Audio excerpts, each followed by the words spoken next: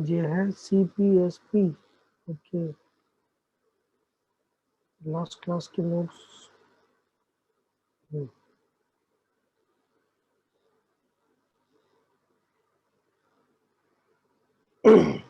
चलिए, एनर्जी भी बता दिया था मैंने, एनर्जी प्रोफाइलिंग हो गई थी, और वेव्स के बारे में बता रहा था मैं आपको, और sir electromagnetic electric magnetic wave.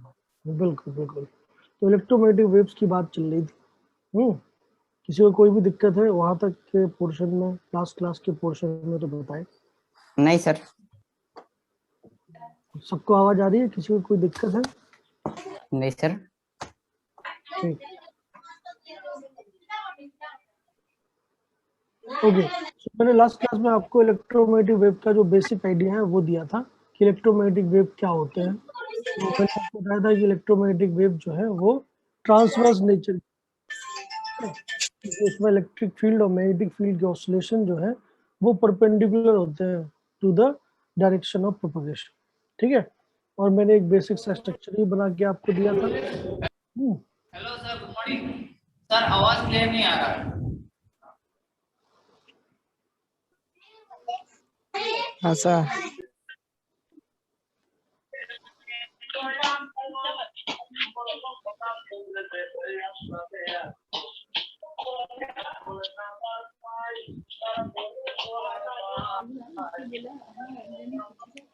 Cái lạc này mình em thắc nghe कोई।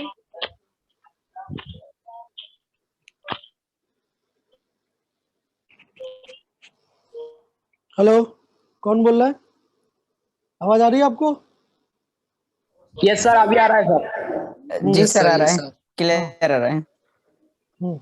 ठीक है, माइक का प्रॉब्लम था।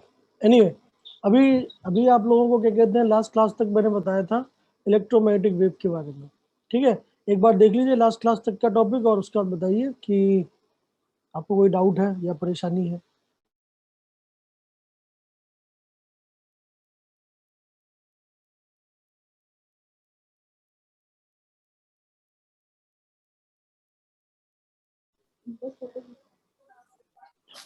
सर नहीं है सर। ओके,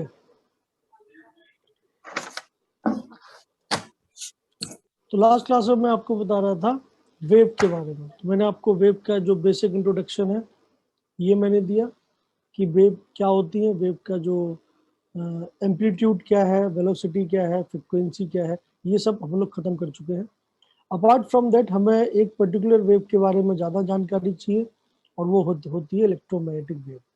और इलेक्ट्रोमैग्नेटिक वेव में मैंने आपको बताया इलेक्ट्रोमैग्नेटिक वेव अगर आपके एक्स डायरेक्शन के अलोंग आ रहा है, this is the direction of propagation, then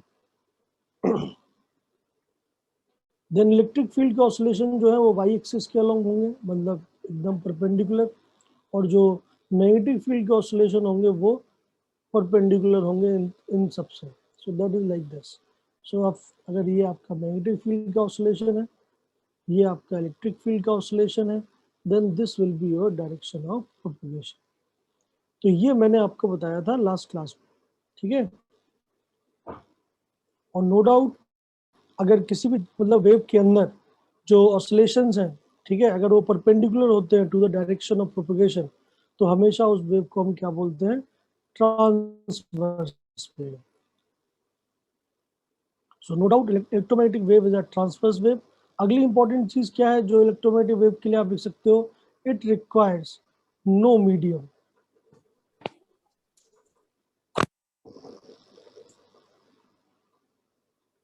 generally क्या होता है कि आप जब भी वेव पढ़ते हो तो हमेशा आप बोलते हो कि भैया एक मीडियम चाहिए आपको, क्योंकि मीडियम के थ्रू ही आपका क्या कहते हैं जो डिस्टर्बेंस है वो ट्रेवल करेगा। बट इलेक्ट्रोमैग्नेटिक वेव एक ऐसी वेव है जिसको हमें मीडियम की जरूरत नहीं पड़ती है। क्यों नहीं पड़ती है? क्योंकि भाई इसमें जो जो क्या कहते हैं डिस्टर्बेंसेस है इलेक्ट्रिक फील्ड के, तो इलेक्ट्रिक फील्ड जब कम ज़्यादा होगा, मतलब चेंज होगा, तो अपने आप वो मैग्नेटिक फील्ड को सपोर्ट करता है, और मैग्नेटिक फील्ड जब कम ज़्यादा होगा तो अपने आप वो करंट बनाता है, मतलब इलेक्ट्रिसिटी बनाता है। जब आप क्लास 12th में पढ़ेंगे टॉपिक इलेक्ट्रोडायनेमिक्स, तो आपको पता चलेगा कि टाइम के साथ बदलने वाला इलेक्ट्रिक फील्ड अपने आप मैग्नेटिक फील्ड बना के देता है, और टाइम के साथ बदलने वाला मैग्नेटिक फील्ड अपने आप इलेक्ट्रिक फील्ड बना के देता है।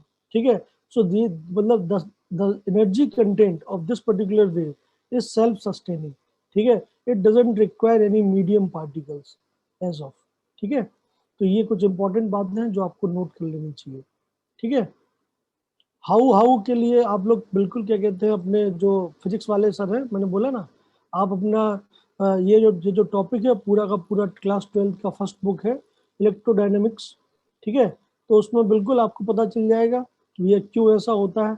बट हमें केवल डेफिनेशन की बात करनी है. तो अभी क्लास 11th में अगर कोई एटॉमिक स्ट्रक्चर में आपसे पूछे कि what do mean by electromagnetic wave, तो आपको केवल इतना पता होना चाहिए कि electromagnetic wave is a wave in which electric field oscillation, magnetic field oscillation and direction of propagation are mutually perpendicular to each other.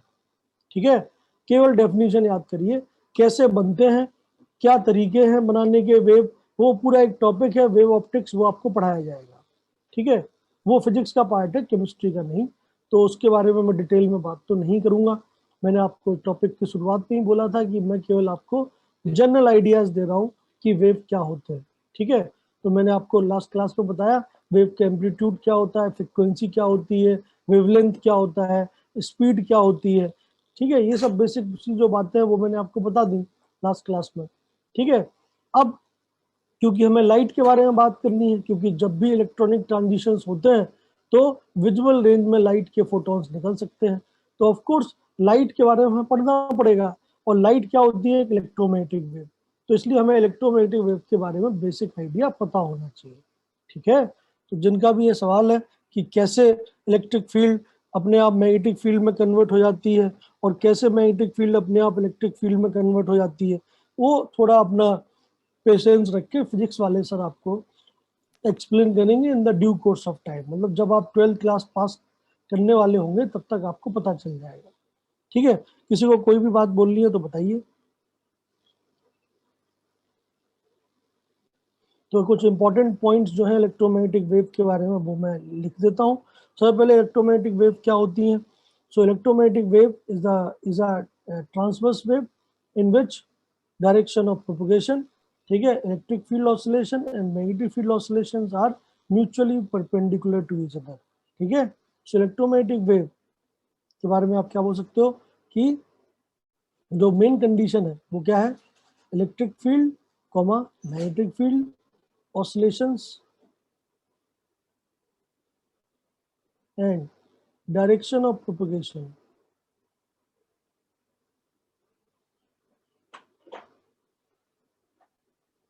are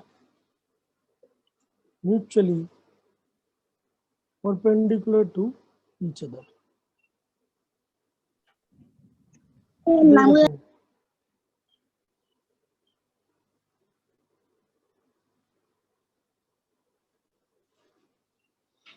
ठीक है, क्लियर है बात. ओके, तो ये आप इतना पॉइंट तो अभी लिख ही लें. ठीक है, तो कोई अगर आपसे बेसिक आइडिया पूछता है तो आपको बता देना है. इन डिटेल में जब जब मतलब पूछा जाएगा तब तक आपका फिजिक्स का टॉपिक जो है करस्पॉन्डिंग वो होगा. ठीक है, तो इन डिटेल में तो भैया फिजिक्स में ही पूछा जाएगा, यहाँ नहीं पूछा जाएगा. ठीक है, एग्जाम्पल्स क्या है भाई इलेक्ट्रोमैग्नेटिक वेव के. एग्जाम्पल्स बहुत सारे हैं. ठीक है, एग्जाम्पल्स जैसे एग्जाम्पल के तौर पे लाइट एक इलेक्ट्रोमैग्नेटिक वेव है. रेडियो वेव्स, जैसे रेडियो पे आप गाने सुनते हो, FM AM, ये सब क्या है, इलेक्ट्रोमैग्नेटिक वेव है. इवन जो फोन जो आप रिसीव करते हो, फोन से आप जो बातें करते हो वो भी हमेशा ट्रांसफर इलेक्ट्रोमैग्नेटिक वेव में होता है. टेलीविजन्स वगैरह सब इलेक्ट्रोमैग्नेटिक वेव से ही आप घिरे हुए हैं चारों तरफ. ठीक है, चाहे वो रेडियो वेव हो, चाहे वो क्या कहते हैं आपकी एक्स रेज हो, चाहे वो गामा रेज हो, चाहे कॉस्मिक रेज हो, चाहे विजुअल रेज हो, अल्ट्रा वायलेट हो, इंफ्रारेड हो, सब की सब इलेक्ट्रोमैग्नेटिक वेव की कैटेगरी में ही आते हैं. ठीक है, क्लियर है बात. तो इलेक्ट्रोमैग्नेटिक वेव का एग्जांपल्स क्या क्या है, अगर मैं एग्जांपल्स की बात करूं तो एग्जांपल्स में आप लिख सकते हो जैसे रेडियो वेव्स. ठीक है, जैसे एक्सरे आप लोगों ने कराया होगा कभी ना कभी. ठीक है, गामा रेडिएशन आप जानते हैं रेडियो एक्टिविटी के दौरान या न्यूक्लियर रिएक्शंस के दौरान देखने को मिलता है, हाई एनर्जी पार्टिकल्स. इंफ्रारेड जिनसे आपको गर्मी लगती है, IR.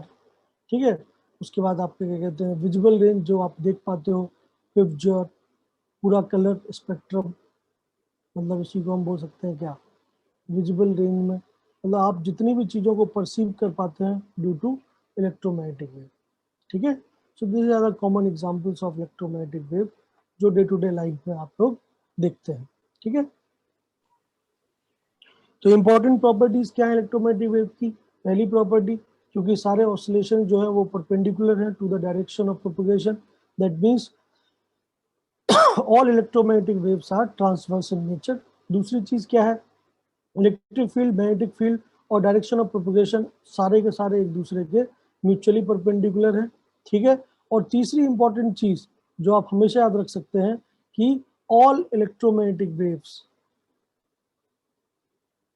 हैव सेम स्पीड, और ये बात फिक्स है कि इनकी जो स्पीड है वो फिक्स होती है, और वो कितनी होती है, 3 lakh kilometer per second. That means कोई भी वेव हो, अगर वो इलेक्ट्रोमैग्नेटिक नेचर की है तो उसकी स्पीड फिक्स है, वो कभी नहीं बदलेगी। समझे? क्लियर है बात? तो अलग अलग वेव्स को अगर मैं स्पेक्ट्रम की फॉर्म में अरेंज करूं, देखिएगा बहुत सारी इलेक्ट्रोमैग्नेटिक वेव्स हैं आपकी दुनिया में। ठीक है, रेडियो वेव्स भी है जो कि आपके लिए हार्मफुल नहीं है। ठीक है, आप फोन पे बात करते हो वो भी आपके लिए हार्मफुल नहीं है।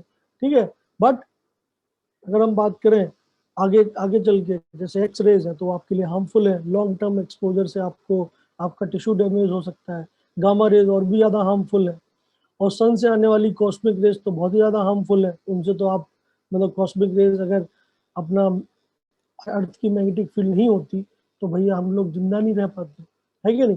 तो ऑफ कोर्स अलग अलग कैटेगरी के वेव्स हैं जिनकी एनर्जी अलग अलग तरीके से वेरी करती है। तो अगर मैं इन सारी वेव्स को एक स्पेक्ट्रम में अरेंज करूं, तो स्पेक्ट्रम का मतलब क्या होता है? मैंने आपको पिछली क्लासेस में समझाया था कि स्पेक्ट्रम का मतलब होता है अरेंजमेंट। ठीक है, on the basis of any, मैं कहूँ कि एनी पैरामीटर, आप कोई भी एक पैरामीटर सिलेक्ट कर लीजिए और उसके बेसिस पे अरेंज कर दीजिए चीज़ों को, तो जो आपको अरेंजमेंट मिलता है that is known as spectrum. जैसे मैंने एग्जांपल दिया था, अगर मुझे आपका स्पेक्ट्रम बनाना है, मान लेते हैं आपकी क्लास का स्पेक्ट्रम बनाना है, तो मैं कोई भी पैरामीटर चूज कर सकता हूँ। एग्जाम्पल के तौर पे हाइट, वेट, कुछ भी चूज कर लूँ। ठीक है, और उसके बेसिस पे फिर मैं बोल सकता हूँ, अगर मैंने सबको लोअर हाइट से हाइयर की तरफ अरेंज कर दिया या हाइयर से लोअर की तरफ अरेंज कर दिया, then that is known as the spectrum of your class। ठीक है, तो स्पेक्ट्रम कोई बहुत बड़ी चीज नहीं है। Spectrum is what, the arrangement on the basis of a parameter. तो वेव के लिए अगर मुझे वेव्स का स्पेक्ट्रम चाहिए तो मुझे वेव का कोई पैरामीटर यूज करना पड़ेगा। अब वो पैरामीटर सबसे आसान क्या हो सकता है? सबसे आसान हो सकता है या तो लैम्डा या फिर न्यू। तो या तो मैं लैम्डा के इंक्रीजिंग ऑर्डर में अरेंज करूंगा या न्यू के इंक्रीजिंग ऑर्डर में अरेंज करूंगा। लैम्डा मतलब वेवलेंथ, मतलब एक पूरा ऑसिलेशन में कितनी डिस्टेंस ट्रेवल की, या फिर फ्रीक्वेंसी, मतलब एक सेकंड में कितने ऑसिलेशंस पूरे होते हैं। ठीक है, तो इन दो में से किसी भी एक बेसिस पे आप अरेंज कर दीजिए तो आपको क्या मिल जाएगा? Electromagnetic spectrum.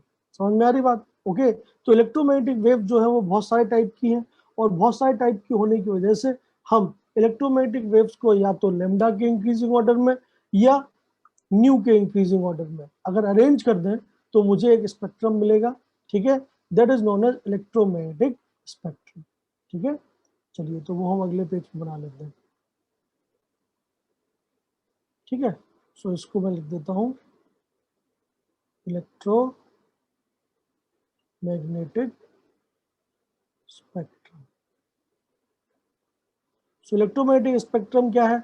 अगर मैं मतलब अगर सारी सारी मतलब इलेक्ट्रोमैग्नेटिक वेव जितनी भी इस दुनिया में होती हैं उनको अगर मैं इस टाइप से एक मतलब अरेंजमेंट पे लिख दूं, अब ये सीधा स्ट्रेट लाइन नहीं बनाया मेरे से लेकिन कोई बात नहीं, तो ऑफ कोर्स अगर मैं लेमडा को बेसिस मानूं और बोलूं कि लेमडा जो है वो इंक्रीज करता है इस डायरेक्शन में। ठीक है, लेमडा अगर इंक्रीज कर रहा है तो आप जानते ही हैं कि अगर लेमडा इंक्रीज करेगा तो न्यू डिक्रीज करेगा। क्यों? क्योंकि लेमडा इंटू न्यू क्या होता है? सी तो कांस्टेंट है सारी इलेक्ट्रोमैग्नेटिक वेव के लिए, तो अगर सी कांस्टेंट है और लेमडा अगर इंक्रीज करेगा तो न्यू डिक्रीज करेगा। अगर दो चीजों का मल्टीप्लीकेशन कांस्टेंट है, एक चीज बढ़ती है तो दूसरी चीज घटेगी, है कि नहीं। सो ऑफ कोर्स इसी सेम डायरेक्शन में बोल सकता हूँ कि न्यू जो है that decreases in this direction, ठीक है। तो इस तरीके से अगर मैं देखूं तो मुझे अलग अलग रेस देखने को मिलती है, ठीक है। जैसे एक कंपार्टमेंट मिनिमम लेमडा वाला, वो हो सकता है क्या, वो कहलाता है कॉस्मिक रेस, क्योंकि सबसे मिनिमम लेमडा रखते हैं। कॉस्मिक रेस के बाद नंबर आता है किसका, गामा रेस का। So gamma rays, gamma rays मतलब उनका लेमडा जो है वो कॉस्मिक रेस से थोड़ा ज़्यादा है, मतलब उनकी फ्रिक्वेंसी जो है वो कॉस्मिक रेस से कम है। कॉस्मिक रेस सबसे ज़्यादा हाईएस्ट फ्रिक्वेंसी वाली इलेक्ट्रोमैग्नेटिक स्पेक्ट्रम है। इसके बाद जो आपके पास आता है वो होता है एक्स रेज, जो हम नॉर्मली यूज भी करते हैं। एक्स रेज के बाद जो आपके पास आता है वो आता है अल्ट्रा वायलेट, यूवी। और यूवी के बाद आपके पास जो आता है वो आता है विजिबल रेंज, वीआर, जिसमें आप देख पाते हो। आपके जीवन में यही तक देखना पॉसिबल है, आप सारे इलेक्ट्रोमैग्नेटिक रेडिएशंस को नहीं देख पाते हैं। आप केवल यहाँ से यहाँ तक, मतलब ये जो विजिबल रेंज में है 400 to 700 नैनोमीटर्स, बस वहीं तक देख पाते हैं आप, ठीक है। अगर ये हो गया 400 तो ये 700 नैनोमीटर, ये नैनोमीटर क्या है, लैम्डा है, ठीक है, वेवलेंथ, ठीक है। विजुअल के बाद आप रेड से भी पीछे चले जाते हैं तो वो होता है आपका इंफ्रारेड। और इंफ्रारेड जो है उनको हम लिखते हैं IR, ये आपका हो गया इंफ्रारेड, ठीक है। इंफ्रारेड से भी ज़्यादा क्या कहते हैं, आपकी जो मैं कहूँ कि लेमडा होती है किन वेव्स में, तो वो होती है आपकी माइक्रोवेव्स। माइक्रोवेव के थ्रू ही आप फोन पे बात करते हो, CDMA, GSM, ठीक है, ये जो टेक्नोलॉजीज थी, ठीक है, 2G 3G, ये माइक्रोवेव्स के थ्रू होती है। इनका लेमडा जो है वो और भी बड़ा होता है, और इनसे भी कम होता है किसका, रेडियो वेव्स का। और रेडियो वेव्स का जो लेमडा है वो तो मीटर्स में भी हो सकता है, आप जानते ही हो। जो FM सप्लाई है, जो आप सुनते हो अपने फ़ोन पे हेडफोन लगा के, ठीक है, दैट इज मतलब lambda is in meters, you can say. अगर मैं लेमडा का बेसिक क्या कहते हैं वेरिएशंस को देखूं, तो जो कॉस्मिक रेज है उसमें लेमडा स्टार्ट होता है अराउंड, मतलब लेमडा की जो वैल्यू होती है, मैं रेड कलर से लिख देता हूँ बेसिक आइडिया के लिए। तो कॉस्मिक रेज में जो लेमडा होता है वो अराउंड 10⁻⁻14 मीटर्स के लगभग होता है। मतलब एक पूरा राउंड लगाने में, एक पूरे ऑसिलेशन में 10⁻⁻14 मीटर्स के ऑर्डर में डिस्टेंस ट्रेवल होती है, क्योंकि बहुत ही कम है। गामा रेज की बात की जाए तो वो 10⁻13 मीटर की रेंज में होती है, मतलब 10 टाइम ज़्यादा, आप समझ सकते हैं। एक्स रेज की बात की जाए तो एक्स रेज में यही लेमडा जो है वो अराउंड 10⁻12 से लेके 10⁻10 के बीच में होता है मीटर्स पे, ठीक है। अगर मैं अल्ट्रा वायलेट रेज की बात करूं तो अल्ट्रा वायलेट रेज 10⁻9 से लेके 10⁻7 तक वेरी करता है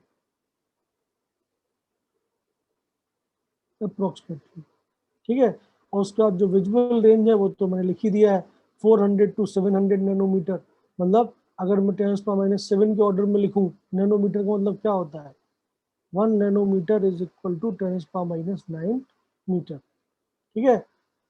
तो 400 नैनोमीटर को हम क्या लिख सकते हैं, तो 400 nanometer can be written as 4 into 10⁻7 meter. तो आप बिल्कुल समझ सकते हैं कि विजुअल रेंज जो है शुरुआत होती है 4 into 10⁻7 मीटर से लेके कहाँ तक, 7 into 10⁻7 मीटर।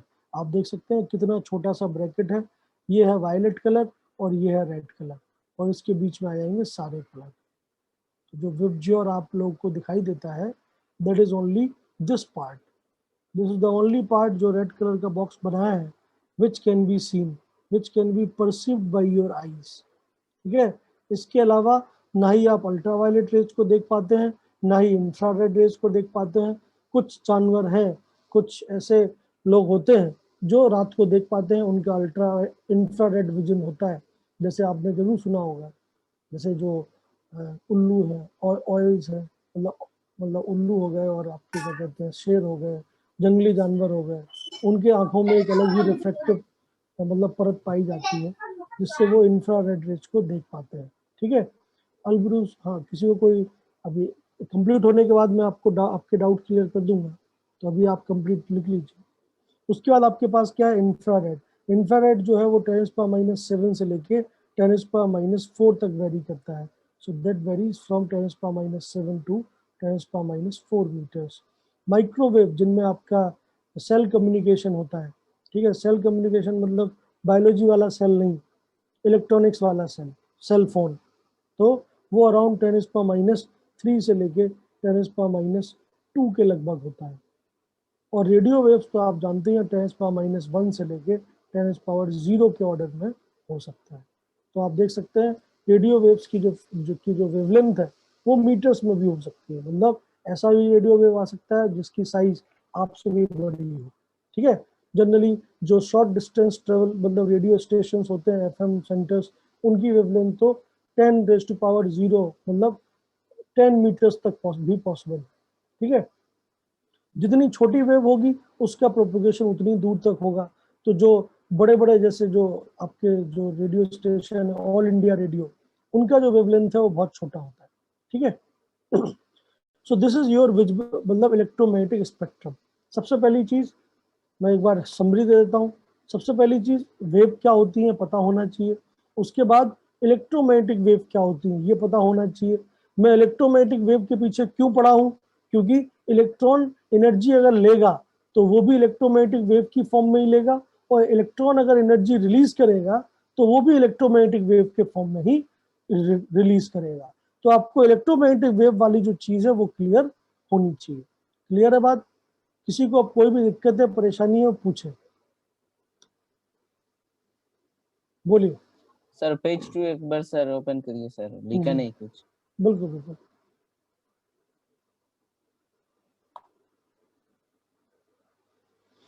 किसी को कोई भी डाउट है, परेशानी है, बताए। Sir, if any waves length is less, very less, so what is the advantage? देखिए Means, आगे चल के हम लोग ये देखेंगे कि एनर्जी जो होती है किसी भी वेव की वो उसके जो फ्रिक्वेंसी है उसके डायरेक्टली प्रोपोर्शनल होती है। प्लांक्स थ्योरी है, E = h न्यू होता है या sc/λ। तो जिस वेव का लैम्डा जितना कम होगा उसके अंदर एसोसिएटेड एनर्जी उतनी ही ज्यादा होगी, समझे। दैट मीन्स अगर मेरा लैम्डा कम है तो ऑफकोर्स अगर मेरा लैम्डा 10⁻⁴ के ऑर्डर में है, मैं कॉस्मिक रेज हूँ, तो दो फायदे हैं मेरे। पहला फायदा, मेरे अंदर एनर्जी बहुत ज़्यादा है, तो मेरे रास्ते में जो भी आएगा अगर वो मेरे को एब्जॉर्ब किया तो वो खत्म हो जाएगा, मतलब वो आयनाइज हो जाएगा। दूसरा फायदा क्या है, मेरी पेनिट्रेशन पावर बहुत ज़्यादा है, समझे। पेनिट्रेशन पावर का मतलब क्या है, अगर आप बहुत ही छोटे हैं 10⁻⁴ के ऑर्डर की वेव है तो आपकी पेनिट्रेशन पावर इतनी ज़्यादा है कि आप अर्थ को एज अ होल पेनिट्रेट कर सकते हैं, मतलब आप पे कोई ऑब्स्टिकल ही नहीं है, ठीक है। तो बहुत सारे एक्सपेरिमेंट हैं जो हाई एनर्जी पार्टिकल्स को पकड़ने की कोशिश करते हैं, वो अर्थ की गहराइयों में बनाए जाते हैं। फिजिक्स वाले लोग पकड़ते रहते हैं पार्टिकल्स को, ठीक है, एस्ट्रोफिजिक्स वाले। तो वो अर्थ की गहराइयों में घुस घुस के, जहाँ पे माइंस थी, कोल माइंस थी 400 मीटर 500 मीटर नीचे, वहाँ पे अपना एक्सपेरिमेंटल सेटअप लगाते हैं। क्यों? क्योंकि अगर हमने अर्थ सरफेस पे ही लगा दिया तो मैक्सिमम हाई एनर्जी रेडिएशंस तो पेनिट्रेट कर जाएंगे, क्योंकि पेनिट्रेशन पावर बहुत ज़्यादा होता है।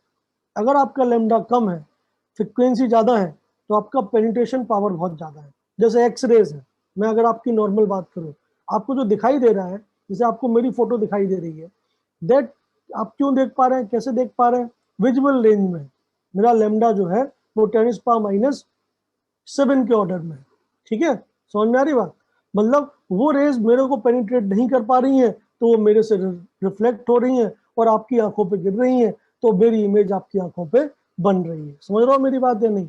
लेकिन अगर आप मेरी तरफ एक्सरेज को छोड़े तो आपको मैं नहीं दिखूंगा, मेरा हड्डियां दिखेंगी केवल। वही जो आप मेडिकल में जाके करवाते हो ना एक्सरे, हाथ नहीं दिखाई देता आपको, क्या दिखाई देता है? केवल हड्डी, हाई डेंसिटी बोन्स। क्यों? क्या रीजन है? क्योंकि एक्सरेज का लैम्डा और भी कम है। आप देख सकते हैं इलेक्ट्रोमैग्नेटिक स्पेक्ट्रम में एक्सरेज जो है वो उनका लैम्डा कहाँ आएगा, 10⁻⁻12 के ऑर्डर में है, 10⁻⁻10 के ऑर्डर में है। इसका मतलब क्या है, इनकी पेनिट्रेशन पावर और भी ज्यादा है, ठीक है।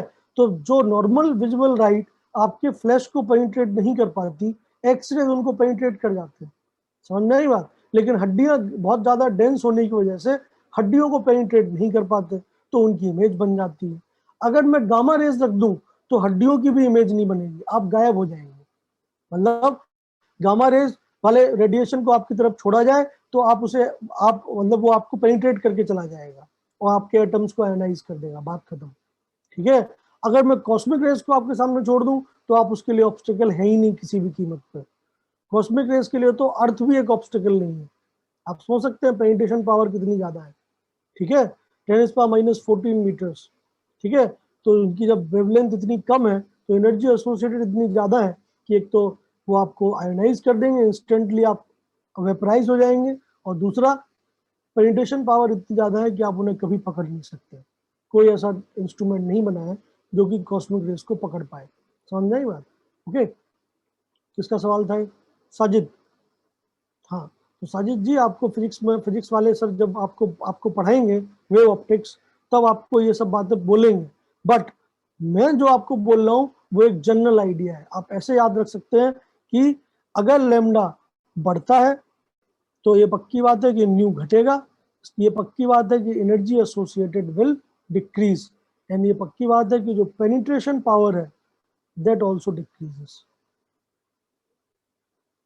पेनिट्रेशन पावर मतलब कितने अंदर तक, मतलब कितने मोटे ऑब्स्टेकल को हम पास कर सकते हैं, समझे?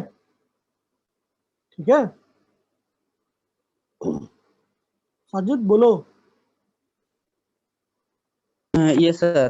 So, sir, cosmic ray, suppose, sir, anyone penetrate hmm. cosmic ray, this will not reflect, sir. So, possible ही नहीं है। कॉस्मिक रेज के ऊपर तो अभी भी रिसर्च चल रहा है।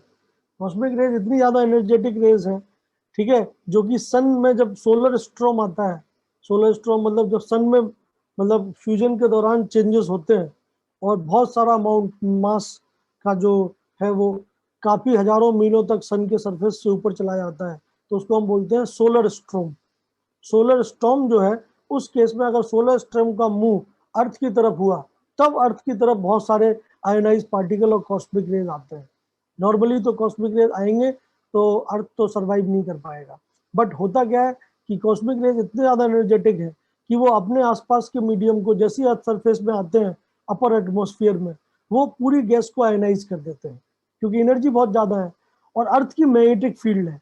अगर अर्थ की मैग्नेटिक फील्ड ना हो तो हम सब एक दिन भी सरवाइव नहीं कर पाएंगे, समझे? अर्थ की मैग्नेटिक फील्ड क्या करती है आप जानते हो? मैग्नेटिक फील्ड चार्ज को डिफ्लेक्ट करा सकती है। तो अर्थ की मैग्नेटिक फील्ड जो है नॉर्थ पोल से साउथ पोल, वो सारे के सारे पॉजिटिव चार्ज को अगर नॉर्थ पोल पे लेके जाएगी तो सारे के सारे नेगेटिव चार्ज को साउथ पोल पे लेके चली जाएगी। समझ में आई बात? और यही जो चार्ज पार्टिकल है जब वो स्टेबलाइज होंगे तो उनमें एनर्जी निकलेगी और उसी को आप बोलते हैं विस्टास, एरोराज, जो कि साउथ पोल वाले रीजन्स में देखने को मिलते हैं। एटमॉस्फेयर में ऐसे ऐसे रंग बिरंगे क्या कहते हैं तलवारें, मतलब जैसे विंडोज का जो नाम है ना Vista, window Vista and window Arora, ये सब जो नाम आए हैं ये उसी नेचुरल फिनोमेना की वजह से आए। तो नॉर्थ पोल और साउथ पोल के ऊपर बहुत ज्यादा रंग बिरंगे रात के टाइम के रात में आप देखोगे तो आपको लगेगा वाह क्या बात है, बढ़िया स्क्रीन चल रही है, लाल पीली हरी नीली, आपको सारे कलर स्पेक्ट्रम दिखाई देते हैं चलते हुए। ठीक है, वो उन्हीं चार्ज पार्टिकल की वजह से है। कॉस्मिक रेज आप नहीं झेल सकते हैं, अर्थ सरफेस नहीं झेल सकता, कॉस्मिक रेज को ट्रैप नहीं किया जा सकता। ठीक है, they are highly energetic rays and they can ionize everything in their path. ठीक है, कॉस्मिक रेज मतलब क्या है हिसाब से देखा जाए भगवान। हाँ बोलिए साजिद, और कोई doubt? yes, sir. So, when lambda decreases, so energy increases. बिल्कुल बिल्कुल, यही तो मैं बोल रहा हूँ। हाँ, और किसी को कोई डाउट है? नहीं सर। नो सर, ये लगा था। अरे लगा इसमें गंदा बाल में नहीं लगाता है ना, तो साफ बाल है। हाँ भाई फरदीन खान, कुछ कहना चाहते हो तुम? नहीं होगा, खोलना क्यों है उसमें? नहीं, हमको दोपहर दिन खाने के लिए वो गेम खेलते हैं इसलिए इसमें खोल देगा। अरे भाई फरदीन खान जी, हेलो फरदीन। फरदीन जी सर। क्या क्या कहना चाहते हो तुम? पूरा कहानी सुना रहे हो मैं। सर माफ करिए सर, अनम्यूट हो गया था। ठीक ठीक, चलो ओके। सो सर हाँ बोलो। पेनिट्रेशन पावर जो क्या बोला था आपने? अरे भाई पेनिट्रेशन पावर यहाँ लिखा हुआ है, मतलब लेमडा अगर बढ़ता है तो पेनिट्रेशन पावर घटता है।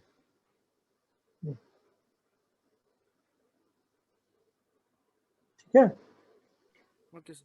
चलिए मैं आपको एक जनरल आइडिया देता हूँ। जनरल आइडिया क्या है आप समझिए। इसी स्पेक्ट्रम में अगर हम समझें, रेडियो वेव तो आपके चारों तरफ है ही। आप अगर गाना नहीं भी सुन रहे हैं एफएम पे, तब भी आपके चारों तरफ रेडियो वेव है, क्योंकि जैसे ही अपना हेडफोन लगाओगे फोन के अंदर और एफएम वाली एप्लीकेशन खोलोगे, आपको गाने सुनाई देंगे या नहीं? तो रेडियो वेव्स आपके चारों तरफ है, फिर भी आपको कोई दिक्कत नहीं हो रही है। क्यों? क्योंकि उनकी लैम्डा बहुत ज्यादा है, मतलब उनकी पेनिट्रेशन पावर बहुत कम है, मतलब उनके अंदर जो एनर्जी एसोसिएटेड है बहुत कम है, वो आपके लिए हार्मफुल नहीं है।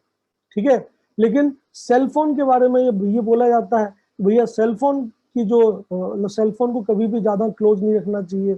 सेल फोन के ऊपर एक वैल्यू लिखी होती है SAR, सार वैल्यू। ठीक है, मतलब कितना रेडिएशन आपका पर किलोग्राम बॉडी झेलता है अगर वो सेल फोन आपकी बॉडी के ऊपर है। समझ में आ रही बात? तो आपकी बॉडी की एक लिमिट है रेडिएशन को झेलने की, मतलब एनर्जी को झेलने की। समझ में आई बात? आप बहुत से बहुत रेडियो वेव झेल सकते हैं, माइक्रोवेव झेल सकते हैं, सेलफोन वाली वेव्स, और थोड़ी बहुत इंफ्रारेड। लेकिन इंफ्रारेड से आपको गर्मी मिलेगी, क्योंकि infrared rays will create heating effect, और हीटिंग इफेक्ट की वजह से आपको गर्मी लगेगी, तो आप अब अनकंफर्टेबल हो जाएंगे, अपने आप दूर चले जाएंगे। लेकिन आप सनलाइट में खड़े होंगे, अगेन आप सन को डायरेक्टली नहीं झेल सकते, आप सनलाइट में खड़े रहिए 1 घंटे, आप डिहाइड्रेट हो जाएंगे।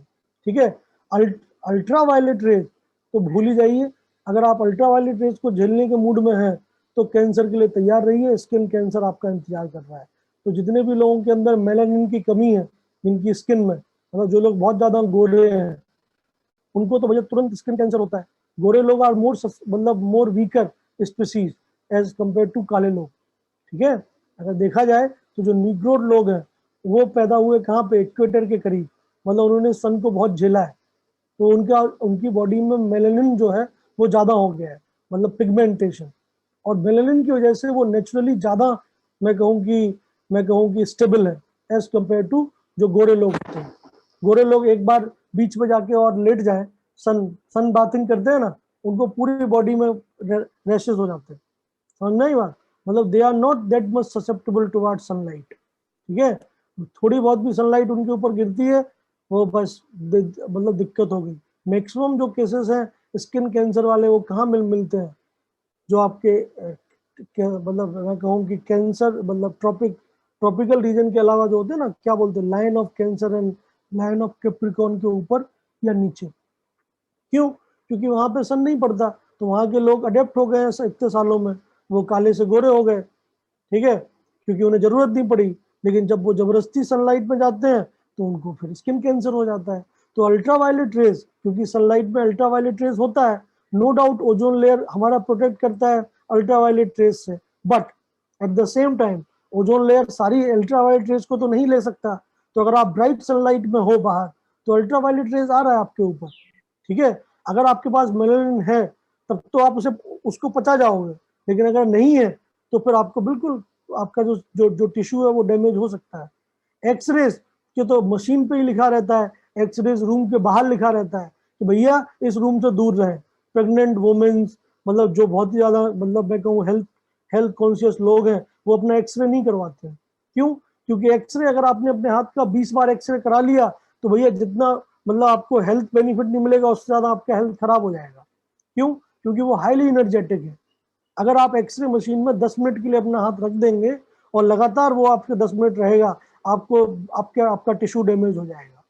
समझ में आ रही बात? तो एक्सरे का पेनिट्रेशन पावर, मतलब एनर्जी बहुत ज्यादा है। ठीक है, एनर्जी जितनी ज्यादा होती है पेनिट्रेशन पावर भी उतनी ज्यादा होता है। ठीक है, उतनी ज्यादा आपके लिए डिफिकल्ट है। एक्सरेज को आप नहीं झेल सकते। एक्सरे का अगर मैं कहूँ ओब्लिक बीम भी आपके ऊपर पड़ता रहा तो भैया आप गए, आपका डीएनए रप्चर हो जाएगा। समझ में आ रही बात? और एक्सरे से भी खतरनाक होते हैं गामा रेज, जो कहाँ से निकलते हैं? रेडियो एक्टिव मटेरियल से, alpha particle, beta particle, gamma rays, ये रेडियो एक्टिव डिके से निकलते हैं, मतलब न्यूक्लियर रिएक्शन से। तो अगर कहीं बम फूटा, जैसे आपने सुना होगा जापान के ऊपर 2 बम गिराए गए थे, हिरोशिमा और नागासाकी पे, सुना आपने? तो लोग बम से नहीं मरे जितने गामा रेस से मर गए। समझ रहे हो मेरी बात? थोड़ा नॉलेज मतलब क्यूरियोसिटी बढ़ाई है, ठीक है। न्यूक्लियर बॉम्ब अगर मैं मतलब मान लेते गुवाहाटी के ऊपर पटक दूं, ठीक है, तो गुवाहाटी मतलब जिस जगह पे वो गिरेगा, मान लेते वो 2 किलोमीटर का रेडियस होगा, मान लिया मैंने, ठीक है, तो वहां पे पूरा चलो सब चीजें वेपराइज हो जाएगा, मान लिया मैंने। लेकिन कम से कम 200-300 किलोमीटर तक के लोग मर जाएंगे। क्यों? अपने आप। क्या वहां तक हीट जा रहा है? नहीं, वहां तक हीट नहीं जाएगा, वहां तक क्या जाएगा? रेडिएशन जाएगा, गामा रेज जाएंगे, और वो गामा रेज जो भी एब्जॉर्ब करेगा वो गया। समझ में आ रही बात? ओके, तो गामा रेज तो इतने खतरनाक है कि लोग वेपराइज हो जाते हैं गामा रेज। आप वेपराइज हो जाएंगे अगर आप गामा रेज के हाई बर्स्ट के सामने आ गए, ठीक है। जिस वुमेन ने, जो बहुत फेमस साइंटिस्ट थी, जिसको एकमात्र ऐसी मतलब साइंटिस्ट जिसको फिजिक्स और केमिस्ट्री दोनों में नोबेल प्राइज मिला है, मैरी क्यूरी, ठीक है, no doubt one of the most talented brain, उनकी डेथ भी गामा रेज की वजह से हुई है।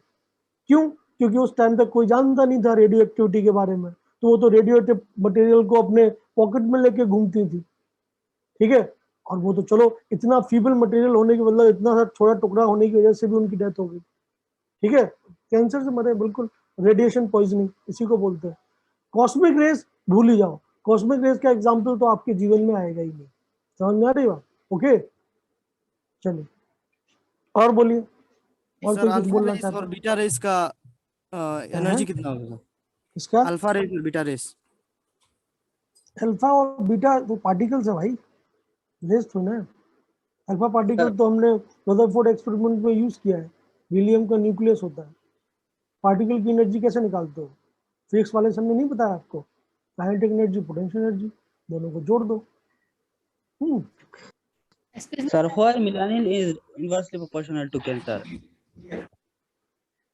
Sir, why melanin is inversely proportional to cancer? अपने बायो वाले सर से पूछ सकते हो तुम्हें सवाल।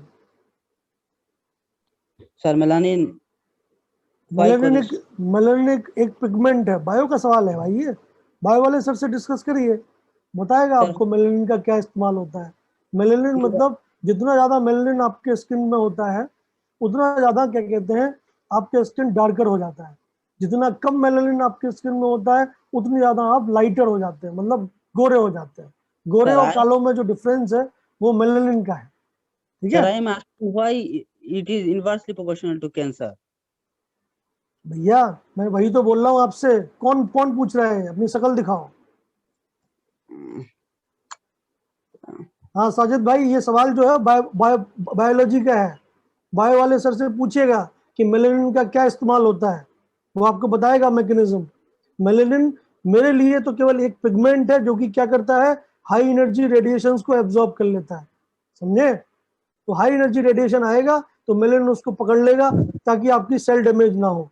अब एग्जैक्ट मैकेनिज्म क्या है वो आपके बायो वाले सर बताएंगे, वो पूछिएगा उनसे कि सर ऐसा डिस्कशन हुआ था केमिस्ट्री में मेलानिन के ऊपर, क्या होता है मेलानिन, उसकी क्या मैकेनिज्म होती है, वो बताएंगे आपको, ठीक है। मैं बायोलॉजी नहीं पढ़ा हूँ भाई, ये तो जनरल नॉलेज है, मुझे इतना पता है, ठीक है, जो मैं आपको बता रहा हूँ।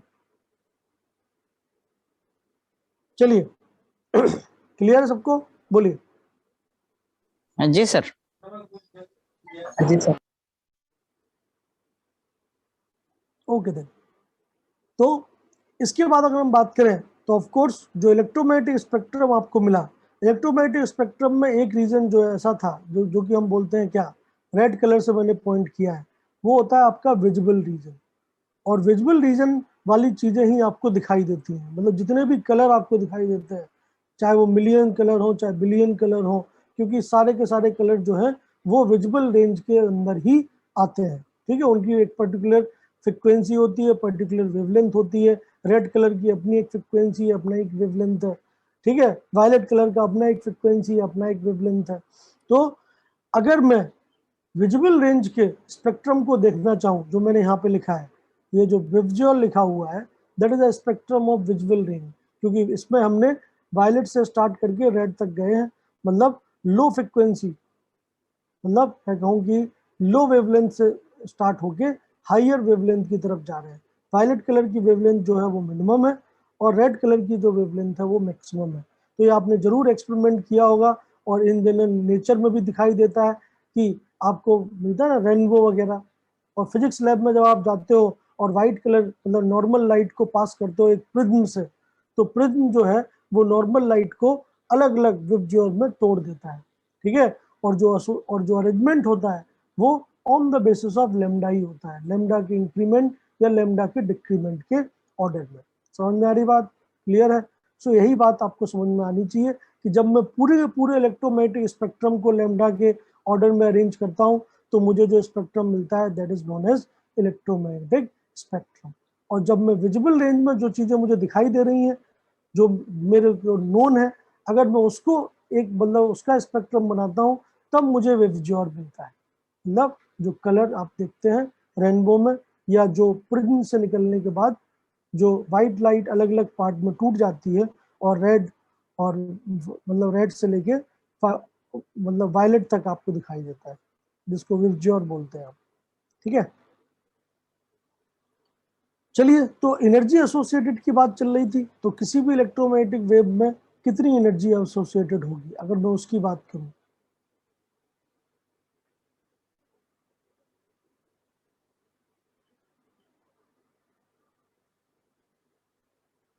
तो energy associated with electromagnetic wave अगर मैं इसकी बात करूं तो इसके लिए एक आदमी है जिसने इसकी स्टडी की और उसके लिए उसने एक पर्टिकुलर फॉर्मूला दिया, and that theory is known as Planck's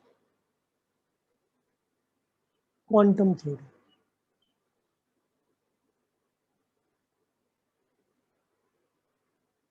so Planck's quantum theory जो है तो उसने कैसे एनर्जी एसोसिएटेड विद वेव को एनालाइज किया और कैसे एनर्जी को निकाला, उसकी अगर मैं बात करूं तो इस थ्योरी के हिसाब से क्या है कि भैया जो लाइट है that is no doubt electromagnetic wave, but light की जो एनर्जी एसोसिएट होती है उसके लिए हम लाइट को क्या मानते हैं, light is a collection of what, energy के जो पैकेट्स हैं, ठीक है, जिनको हम बोलते हैं क्या, फोटॉन्स, ठीक है। तो इसने जो टर्म दिया वो ये बोला कि लाइट नो डाउट बहुत सारे एक्सपेरिमेंट में ईएम वेव है, बट लाइट को हम बोल सकते हैं कि light is a collection of photon.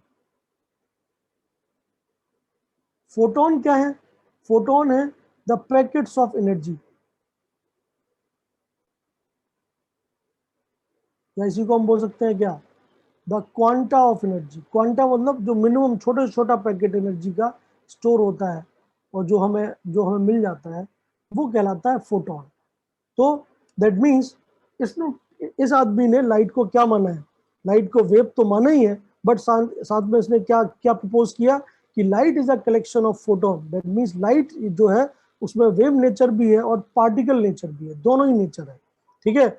अगर मुझे एनर्जी निकालनी है तो वेव की एनर्जी निकालना तो बहुत मतलब मुश्किल काम है, उतना आसान नहीं है। इसने बोला कि लाइट को अगर मैं ऐसे मान लूं कि लाइट जो आ रही है आपकी तरफ, या लाइट जो एक सोर्स से निकल रही है, that is what, that is the collection of many photons coming towards you from the source.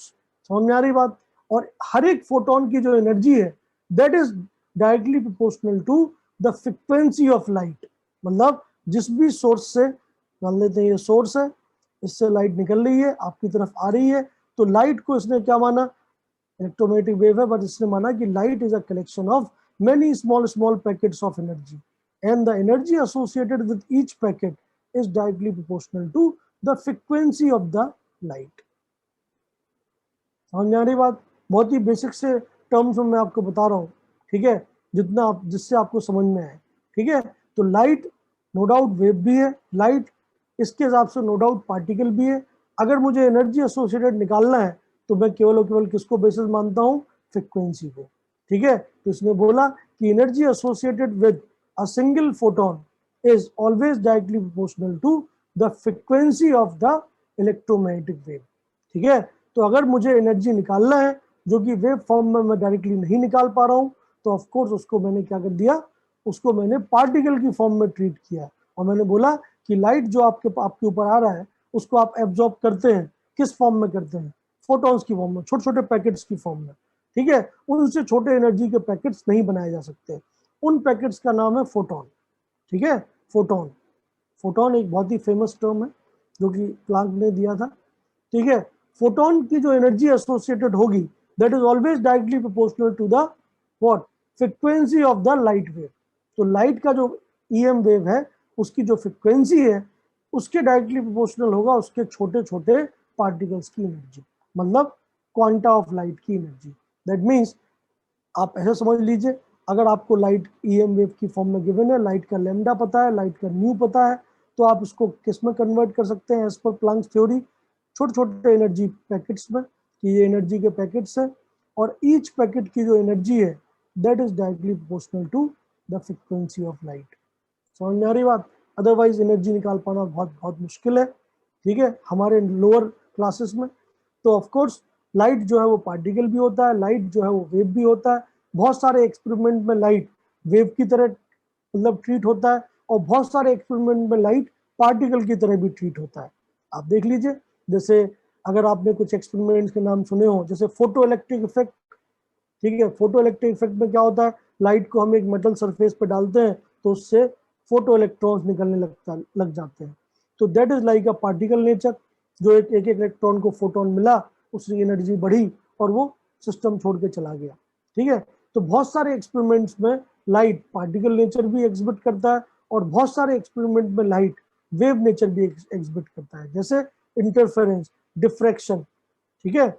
इन सब में लाइट जो है वो क्या करता है, वेव नेचर एग्जिबिट करता है, ठीक है। तो अगर मैं इन दोनों को कंबाइनली स्टडी करूं तभी मेरा काम हो सकता है। तो अगर मुझे लाइट की वेव का लैम्डा पता है या न्यू पता है तो मैं उसको पैकेट्स में कन्वर्ट कर सकता हूं और उन पैकेट्स को मैं बोलता हूं फोटोन, और मैं बोलता हूं कि each photon will have the energy associated over it and the energy associated with each photon is directly proportional to the frequency of the light wave, ठीक है। इतनी बात सबके दिमाग में घुस रही है, फिर मैं आगे लिख दूंगा, नो डाउट, इसकी कोई बात नहीं है।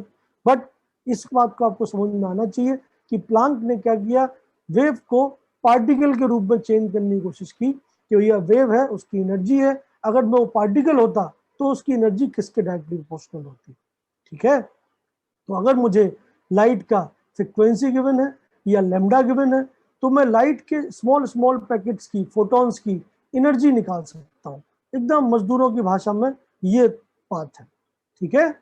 Okay, that means what I can say the energy associated with light is directly proportional to the frequency of light, ठीक है। तो ये पक्की बात है कि जब प्रोपोर्शनलिटी कांस्टेंट हटेगा तो हमें एक कांस्टेंट लगाना पड़ेगा और वो कांस्टेंट होता है प्लांक कांस्टेंट। सो लाइट की जो स्मॉल स्मॉल पैकेट्स की एनर्जी है that is known as E equal to h nu, जहां पे h क्या होता है, प्लांक्स कांस्टेंट, और इसकी वैल्यू कितनी निकल के आती है, 6.625 इंटू 10⁻34 जूल। समझ में आई बात? So this is your standard formula. जब भी आपको लाइट की फ्रीक्वेंसी या वेवलेंथ पता हो और आपको एनर्जी निकालना हो कि energy associated with the photons of light, तो आप इस फॉर्मूले का इस्तेमाल करते हैं। वो अलग बात है कि किसी भी वेव के लिए आप जानते हैं कि अगर ये लैम्डा है और इसकी फ्रीक्वेंसी न्यू है तो इसकी जो स्पीड है c, that is always equal to lambda into nu. That means nu can be written as c by lambda. तो अगर मैं इस इक्वेशन को या इस चीज को मैं 2 को 1 में यूज करूं तो using 2 in 1 what I can write E is equal to h nu और hc by lambda। तो अगर मुझे फ्रीक्वेंसी गिवन है तो मैं सीधा h nu का इस्तेमाल करूंगा, अगर मुझे वेवलेंथ गिवन है तो मैं hc by lambda का इस्तेमाल करूंगा। इतनी बात अगर आप लोग सहमत हैं तब मैं फिर आपको थ्योरी लिखवाता हूँ, अगर आप सहमत नहीं है तो पहले पूछ लीजिए, बोलिए। Sir, we can understand sir wave nature, that is when a light, बिल्कुल, right तो particle आपने वेव नेचर की बात की, बिल्कुल लाइट एक इलेक्ट्रोमैग्नेटिक वेव है, बट वेव, लाइट की वेव के ऊपर कितनी एनर्जी एसोसिएटेड है ये आप कैसे निकालेंगे। लाइट नो डाउट आप एब्जॉर्ब कर लेते हैं, अगर आप धूप में खड़े होंगे आप गर्म हो जाएंगे, ठीक है। अगर आपने लाइट हाई एनर्जी रेडिएशन को एटम के ऊपर डाला तो उसका इलेक्ट्रॉन एक्साइट हो जाएगा, ठीक है। how you can explain it then if Sir, you only consider wave nature? ठीक है Sir, तो मुझे कुछ ना कुछ रिलेशन चाहिए कि लाइट Yeah. जो वेव की फॉर्म में है उसको अगर मैं पार्टिकल नेचर में कन्वर्ट करूं, मतलब उसे पार्टिकल मान लूं, पैकेट मान लूं एनर्जी का, तो उस एनर्जी के पैकेट की एनर्जी कितनी होगी, ये बात बोलिए प्लांक्स ने। हाँ बोलो। Sir, we can prove it by diffraction of light or not in opaque medium when it diffracts. बिल्कुल, लाइट का जो पार्टिकल नेचर है उसके अलग एक्सपेरिमेंट्स हैं। देखो कोई भी चीज जो बहुत छोटी हो जाती है उसमें डुअल नेचर आ ही जाता है, ठीक है। डुअल नेचर का अपनी एक कहानी है। डुअल नेचर का मतलब क्या है, जैसे आप हम हैं, जैसे मैं हूँ, मैं आपको कैसे दिख रहा हूँ, पार्टिकल की तरह या वेव की तरह? Particle की तरफ था। बिल्कुल सही बात है। अब जैसे मैं बहुत छोटे छोटे लेवल पे चला जाऊं, जैसे मेरी साइज है मीटर्स में, मैं चला जाता हूँ 10⁻⁻⁶ मीटर में, ठीक है। मैं बोलूं कि मैंने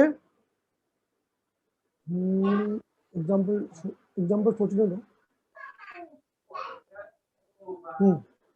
मैं बोलूं कि मैंने एक पत्थर उठाया 100 ग्राम का और पत्थर को ऐसे फेंक दिया, ठीक है, प्रोजेक्टाइल मोशन, ठीक है। पत्थर गया, मैं पत्थर की पूरी ट्रेजेक्टरी को नोट कर पा रहा हूँ। पत्थर जाएगा, जहां टकराएगा अपनी एनर्जी ट्रांसफर कर देगा। पत्थर is like a particle nature, ठीक है। लेकिन मैं पत्थर की मास को छोटा करता जाऊँ, साइज को छोटा करता जाऊँ और उसको एटॉमिक रेंज में लेके चला जाऊँ, दैट मीन्स 10⁻⁶ मीटर से भी नीचे।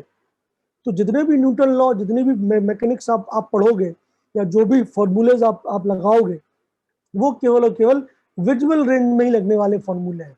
मतलब जो क्लासिकल मैकेनिक्स या क्लासिकल फिजिक्स जो आप पढ़ते हो, that is only valid for visual range of particle. जैसे ही मैं 10⁻⁶ मीटर के नीचे क्रॉस करूंगा, वैसे ही न्यूटन के लॉ जो है वो अब नहीं लगेंगे। क्यों? क्योंकि मास इतना कम हो गया कि उसके ऊपर ग्रेविटी का इफेक्ट ही नहीं लगेगा। और नहीं बात, जैसे गैस एटमॉस्फेयर में जो पार्टिकल्स हैं, आप किसी भी जगह पे चले जाइए, ऑक्सीजन की कंसंट्रेशन सेम है, नाइट्रोजन की कंसंट्रेशन सेम है। क्यों? ग्रेविटी का इफेक्ट नहीं है। एक मिक्सचर मतलब प्योर सॉल्वेंट, मतलब प्योर सॉल्यूशन की तरह है पूरा एटमॉस्फेयर, ठीक है। क्यों? क्या रीजन है? अगर मैं नाइट्रोजन का पार्टिकल, क्योंकि नाइट्रोजन का वेट कितना है 28, ऑक्सीजन का वेट कितना है 32, अगर मैं एक 28 ग्राम और एक 32 ग्राम के पार्टिकल को रखूं, तो ऑफ कोर्स 32 ग्राम वाले पार्टिकल के ऊपर ज्यादा एक्सेलरेशन आएगा, ज्यादा फोर्स है mg का, तो 28 के ऊपर नहीं है। लेकिन जब हम लोअर लेवल पे जाते हैं, जैसे जैसे मेरी साइज घटती जाती है, वैसे वैसे मेरा पार्टिकल सीधे लाइन में नहीं ट्रेवल कर सकता। मेरा पार्टिकल एक वेव नेचर के साथ हमेशा एसोसिएट होगा, ठीक है। तो आपको अभी के लिए तो इतना ही पता, इतनी मतलब समझ जाना चाहिए, आगे चल के थ्योरी आएगी डुअल नेचर वाली, ठीक है। हाइजेनबर्ग, मतलब बहुत सारे प्रिंसिपल आएंगे, बट अभी के लिए आपको केवल इतना पता होना चाहिए कि आपकी रेंज में आने वाले पार्टिकल बिल्कुल सिंगल नेचर के होते हैं, बट एटॉमिक रेंज में आने वाले पार्टिकल हमेशा डुअल नेचर के होते हैं। जैसे इलेक्ट्रॉन की बात करें, आपने बोर्स मॉडल में इलेक्ट्रॉन को क्या माना है? पार्टिकल। आपके हिसाब से इलेक्ट्रॉन जो है वो पार्टिकल की तरह ऐसे घूम रहा है, आपने उसके ऊपर न्यूटन लॉ लगा दिया। बट आगे चल के आप यही चीज प्रूव करेंगे कि नहीं भाई, इलेक्ट्रॉन जो है वो पार्टिकल नहीं है, क्योंकि वो कभी सीधी रेखा में चल ही नहीं सकता। Electron is particle as well as wave also. तो आप अगर ये सवाल अभी पूछ रहे हैं तो आप अपने आप को कंफ्यूज कर रहे हैं, क्योंकि वो समय नहीं आया है जब मैं आपको कंफ्यूज हो गया सर, आप क्या बोल रहे हैं, कंफ्यूज हो गया सर। वही मैं बोल रहा हूँ। तो साजिद जी, आप जो सवाल कर रहे हैं वो आगे के थ्योरीज का है, और आगे की थ्योरी का सवाल जो अगर आप करोगे तो आप कंफ्यूज हो जाएंगे, ठीक है। आप कंफ्यूज नहीं होंगे, लेकिन बाकी लोग कंफ्यूज हो जाएंगे। Sir, full question is not actually completed. I was asking that, sir, we know that, sir, you said just before two dual nature is there for electron. I am not understanding that, sir. Particle nature is the experiment by which it is proved that electron is also a particle nature.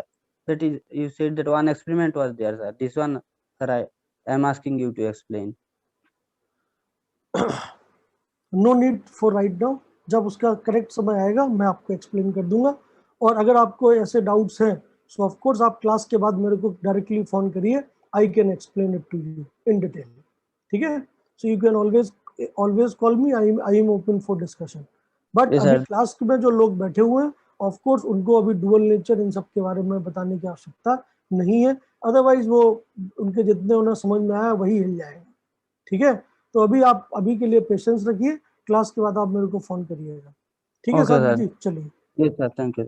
Okay, बहुत बढ़िया। Okay, तो चलो वापस चलते हैं हम लोग। जो क्लास की शुरुआत थी भाई साहब, क्लास काफ़ी डेविएट हो गई आज की, समझ में नहीं, मतलब थोड़ी दिक्कतें हो गई हैं। एनीवे, चलिए शुरुआत से चलते हैं। तो शुरुआत में हमने लास्ट क्लास तक देखा था इलेक्ट्रोमैग्नेटिक वेव के बारे में। इलेक्ट्रोमैग्नेटिक वेव एक ऐसी वेव होती है जिसमें ऑसिलेशन जो है वो परपेंडिकुलर एक्सिस में होते हैं along the direction of propagation, that means वो ट्रांसवर्स नेचर की वेव है। और इलेक्ट्रिक फील्ड, मैग्नेटिक फील्ड और डायरेक्शन ऑफ प्रोपगेशन एक दूसरे के म्यूचुअली परपेंडिकुलर होते हैं, इतना आपको याद कर लेना चाहिए, ठीक है? ओके, इसके बाद जो जितनी भी इलेक्ट्रोमैग्नेटिक वेव है उन सबकी स्पीड सेम होती है, जो स्पीड होती है 3 lakh kilometer per second. Examples हैं radio wave, X rays, gamma rays, infrared rays, ये सब। विजिबल रेंज जिसमें आपको अलग अलग कलर दिखते हैं। स्पेक्ट्रम क्या होता है? स्पेक्ट्रम एक ऐसा टर्म है जो कि अरेंजमेंट को दिखाता है। दैट मीन जब भी हम किसी भी चीज को किसी एक पर्टिकुलर पैरामीटर पे अरेंज कर दें इंक्रीजिंग या डिक्रीजिंग ऑर्डर में, तो वो कहलाता है मतलब स्पेक्ट्रम। अगर मुझे किसी वेव को अरेंज करना है तो सबसे अच्छे पैरामीटर है लैम्डा या न्यू, ठीक है? तो या तो मैं वेवलेंथ के ऑर्डर में अरेंज करूंगा या मैं फ्रीक्वेंसी के ऑर्डर में अरेंज करूंगा। तो अगर जब मैंने जितनी भी दुनिया में इलेक्ट्रोमैग्नेटिक वेव पाई जाती हैं उनको अगर मैंने लैम्डा के इंक्रीजिंग ऑर्डर में अरेंज कर दिया तो मुझे अलग अलग कौन कौन सी रेज मिल सकती हैं? कॉस्मिक रेज, गामा रेज, ठीक है, X rays, ultraviolet, visible range, infrared, microwaves, radio waves, ठीक है? तो दुनिया में पाई जाने वाली कुछ इलेक्ट्रोमैग्नेटिक वेव को मैंने इंक्रीजिंग ऑर्डर ऑफ लैम्डा में अरेंज किया है। लैम्डा में इंक्रीजिंग ऑर्डर में अरेंज करने का क्या मतलब है? वो है एनर्जी। क्यों? क्योंकि प्लांक के हिसाब से जो भी लाइट होती है उसका जो भी लैम्डा या न्यू होता है उसके हिसाब से हम लाइट के पार्टिकल्स की एनर्जी को निकाल सकते हैं। सो ई जो है energy associated with the light particle is directly proportional to the frequency of the light wave, ठीक है? तो अगर मैं लाइट को मान लेते हैं मेरे पास लाइट है जिसकी फ्रीक्वेंसी मुझे पता है, ठीक है? जैसे ही मैं उसकी एनर्जी को निकालने की कोशिश करूंगा तो आई कैन अज्यूम कि लाइट जो है that is a collection of small small packets, ठीक है? और जिन पैकेट्स की एनर्जी जो है वो लाइट के वेव की फ्रीक्वेंसी के डायरेक्टली प्रोपोर्शनल है, ठीक है? जब इस प्रोपोर्शनलिटी को हटाया जाता है तो प्लांक कांस्टेंट के बराबर एक आपको कांस्टेंट मिलता है और जो फॉर्मूले आपको मिलते हैं वो मिलते हैं एच न्यू या h c by lambda. H c by lambda कहाँ से आया? क्योंकि स्पीड ऑफ लाइट जो है वो लेमडा इंटू न्यू है। लेमडा क्या है? एक ऑसिलेशन में ट्रेवल की गई डिस्टेंस। न्यू क्या है? एक सेकंड में किए गए ऑसिलेशन। दैट मीन्स एक सेकंड में टोटल डिस्टेंस ट्रेवल की है लेमडा इंटू न्यू के बराबर। सी कांस्टेंट है जो कभी कभी बदलता नहीं इलेक्ट्रोमैग्नेटिक वेव के लिए। तो न्यू जो है that can be written as c by lambda. तो आप यहाँ पे न्यू को सी बाई लेमडा से रिप्लेस कर दीजिए। दैट मीन्स इस पर्टिकुलर एग्जाम्पल से मैं ये बोल रहा हूँ कि अगर आपको लाइट का लेमडा या न्यू पता है देन यू कैन से कि light is a collection of small small photon and each photon will have this is same, ठीक है? This is wave and we have assumed them as a particle, that means photon. तो जो photons associated होंगे उस wave के साथ वो होंगे E is equal to h nu या एच सी बाई लेमडा।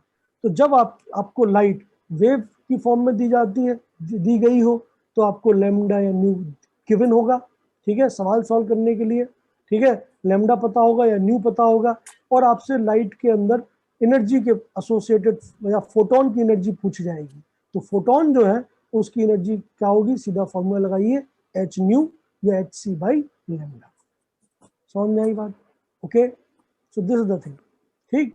सो ये आपको देखना है। So this is the complete summary. अब इसी टॉपिक से रिलेटेड अगर आपको कोई डाउट है तो पूछ लीजिए, ठीक है? Sir, photon is the packet of particles, sir. What it means, sir? Packet of particle, packet of energy, sir. बिल्कुल, पैकेट ऑफ एनर्जी है। मतलब एक लाइट का वेव है, हमें उस लाइट का वेवलेंथ पता है या मुझे उसकी फ्रीक्वेंसी पता है, ठीक है? मैं बोलूं कि अगर बताइए इस पर्टिकुलर लाइट की जो वेव है उसकी एनर्जी कितनी है, ठीक है? तो वेव नेचर में एनर्जी एसोसिएटेड विद लाइट निकाल पाना बहुत मुश्किल है, हम नहीं निकाल पा रहे हैं। तो हमने क्या किया? हमने एक शॉर्टकट मेथड अपना लिया। हमने क्या किया? हमने लाइट की वेव को या लाइट को क्या मान लिया? छोटे छोटे कलेक्शन ऑफ पार्टिकल्स जिनमें एनर्जी है, ठीक है, तो हमें ये मिलता है एक्सपेरिमेंटली कि each and every particle of that particular light wave can be written as a photon with energy hd या hc बाई लैम्डा। ठीक है, तो ये क्या कहते हैं, सिंप्लीफिकेशन का एक तरीका है। ठीक, ओके, क्योंकि लाइट की वेव की एनर्जी, लाइट की वेव की एनर्जी मैं डायरेक्टली नहीं निकाल पा रहा हूँ। बोलो Sir, photon we can find only in light or what, or any other thing, sir? Only in light or what? Only in light. ठीक है, नाम ही है फोटोन, फोटोन मीन्स लाइट। ठीक है, लाइट के अंदर मतलब फोटोन मतलब जो है वो नाम ही आया है। फोटोन को मैंने क्या किया है, मैंने एक वेव की एनर्जी को एसोसिएट कर दिया एक पार्टिकल से। मतलब मैंने ये बोला कि अगर वो वेव मैं आपके ऊपर मारूं that is same as what, कि मैं उतने एनर्जी का पार्टिकल आपके ऊपर फेंक रहा हूँ। समझ में आई बात? ओके, दैट मीन्स अगर वो वेव आपने एब्जॉर्ब की है तो इनडायरेक्टली मैं बोल सकता हूँ कि उतनी एनर्जी का पार्टिकल आपने एब्जॉर्ब किया, जिसकी एनर्जी कितनी है उस वेव के न्यू और लैम्डा पे डिपेंड करेगी। ठीक है, तो अगर लाइट की कभी भी आपसे सवाल पूछा जाए कि लाइट की वेवलेंथ लैम्डा है, लाइट की फ्रीक्वेंसी न्यू है, आपसे पूछा जाए बताओ लाइट के जो फोटॉन्स हैं या लाइट के जो स्मॉल स्मॉल पैकेट्स आप एब्जॉर्ब करोगे उसकी एनर्जी कितनी है, तो हमेशा आप लैम्डा और न्यू की टर्म्स में एनर्जी को इस फॉर्मूले से निकाल सकते हैं। ठीक है, जैसे एग्जांपल के तौर पे अगर मैं बोलूं कि मान लेते हैं कि 4 लाइट, ठीक है, of wavelength 500 angstrom. So for a light of wavelength 500 angstrom, calculate the energy associated with photon। ठीक है, सो अगर इस लाइट को जिसकी वेवलेंथ हमें पता है उसके ऊपर एसोसिएटेड फोटोन की एनर्जी आप निकालना चाहते हैं तो मैं वही बोल रहा हूँ, लाइट का क्या पता है आपको, लैम्डा। लैम्डा कितना है, 5000 एंगस्ट्रॉम। आप इसको एनर्जी पैकेट में कन्वर्ट करना चाहते हैं तो एनर्जी पैकेट के लिए सीधा फॉर्मूला लैम्डा की टर्म्स में क्या आएगा, hc बाई लैम्डा। तो आप सीधा hc बाई लैम्डा लगाएं और आप उस फोटोन की एनर्जी निकालना है। h कितना है, 6.625 इंटू 10⁻34। c कितना होता है, 3 इंटू 10⁸8 और लैम्डा कितना है 5000 एंगस्ट्रॉम, इतने जूल्स। ये आपका आंसर आ जाएगा। दैट मीन्स किसी भी वेवलेंथ की लाइट आपको गिवन हो, किसी भी फ्रिक्वेंसी की लाइट आपको गिवन हो और आपको उसको पार्टिकल की फॉर्म में कन्वर्ट करना हो, मतलब फोटोन की एनर्जी की कितनी एसोसिएटेड है उस पर्टिकुलर लाइट वेव के ऊपर, तो आप सीधा फॉर्मूला लगा सकते हैं hc बाई लैम्डा या h न्यू। ठीक है, ये मैं बोलना चाहता हूँ।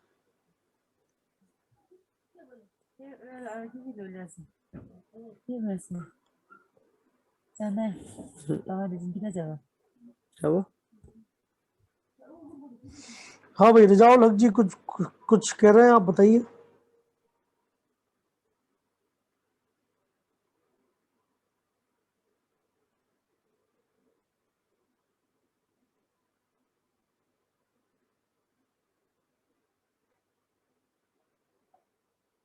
तो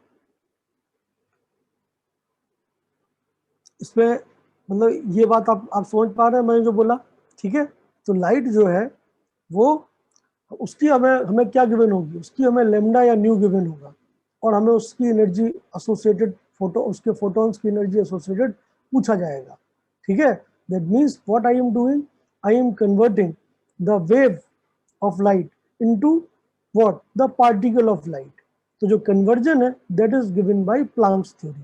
तो प्लांक ने क्या बोला कि अगर मेरी लाइट की वेवलेंथ लैम्डा है और मेरे लाइट का फ्रीक्वेंसी न्यू है तो I can assume that light is a collection of many small particles known as photons, and each particle will have energy equal to h nu और hc by lambda। ठीक है, तो c और nu और lambda तो wave के ऊपर associated parameters है, लेकिन e जो है दैट इज द मतलब parameter associated on the particle of that particular wave. समझ नहीं बात, मतलब मैं बोल सकता हूँ कि लाइट को अगर मैंने पार्टिकल नेचर में कन्वर्ट कर दिया तो पार्टिकल नेचर में associated each and every photon will have this much amount of energy, ठीक है, या तो एच न्यू या उसी को हम लिख सकते हैं hc/λ। ओके, ठीक है। तो अगेन जो इलेक्ट्रोमैग्नेटिक स्पेक्ट्रम मैंने आपको बनाया था वो किसके ऑर्डर में था, लैम्डा के इंक्रीमेंट के ऑर्डर में। अगर मैं एनर्जी का फॉर्मूला इसके ऊपर लगा दूं तो आप क्लियरली नोट कर सकते हैं कि E क्या होता है, hc/λ। अगर लैम्डा बढ़ रहा है तो एनर्जी घट रहा है। दैट मीन्स मैं बोल सकता हूँ कि जब मैं लेफ्ट टू राइट जा रहा हूँ तो एनर्जी इज डिक्रीजिंग, मतलब सबसे ज़्यादा एनर्जी कॉस्मिक रेज में है और सबसे कम एनर्जी रेडियो वेव्स में है।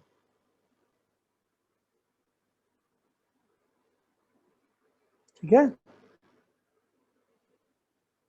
ओके। तो इलेक्ट्रोमैग्नेटिक स्पेक्ट्रम में बहुत सारे अलग अलग टाइप के, मतलब मैं कहूँ कि रेडिएशन पॉसिबल है। सबसे ज़्यादा एनर्जेटिक रेडिएशन कॉस्मिक रेज का है और सबसे कम एनर्जेटिक रेडिएशन रेडियो वेव्स का है। तो रेडियो वेव्स आपके लिए हार्मफुल नहीं है, बट हाँ कॉस्मिक रेज आपके लिए बहुत हार्मफुल है क्योंकि उनकी एनर्जी एसोसिएटेड बहुत ज़्यादा है। ठीक है, यही सेम चीज़ मैंने यहाँ पे भी लिखी थी, जस्ट एक आइडिया देने के टर्म्स में कि लैम्डा अगर बढ़ता है तो फ्रिक्वेंसी कम होता है, एनर्जी कम होता है, पेनिट्रेशन पावर कम हो जाता है। चलिए, तो प्लांक क्वांटम थ्योरी को आप लोगों को लिखना पड़ेगा क्योंकि ये तो आइडिया है जो मैंने आपको दिया कि उसने क्या किया, उसने वेव के ऊपर एसोसिएटेड एनर्जी को पार्टिकल की फॉर्म में निकाल दिया। ठीक है, कि अगर वेव की मुझे लैम्डा और न्यू पता है तो उसको अगर मैं करस्पॉन्डिंग पार्टिकल्स में कन्वर्ट कर दूं तो energy associated with each particle कितना होगा। आपका काम क्या है, आपका काम है कि आपको प्लांक थ्योरी को लिखना चाहिए। तो लिखिए क्या बोला गया। तो एक एक करके पॉइंट्स जो हैं वो आपको लिखने पड़ेंगे। तो क्या क्या पॉइंट दिए प्लांक की थ्योरी ने वो आप लिख सकते हैं कि according to this theory atom और मॉलिक्यूल, मैं पहला पोस्टलेट लिख देता हूं कि according to this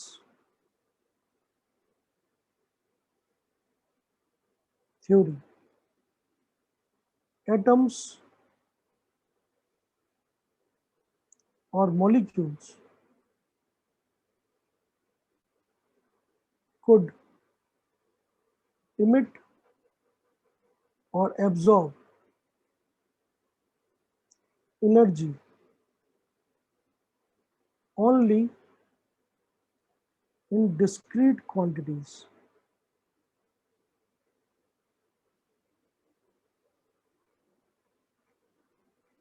Discrete quantities मतलब small packets,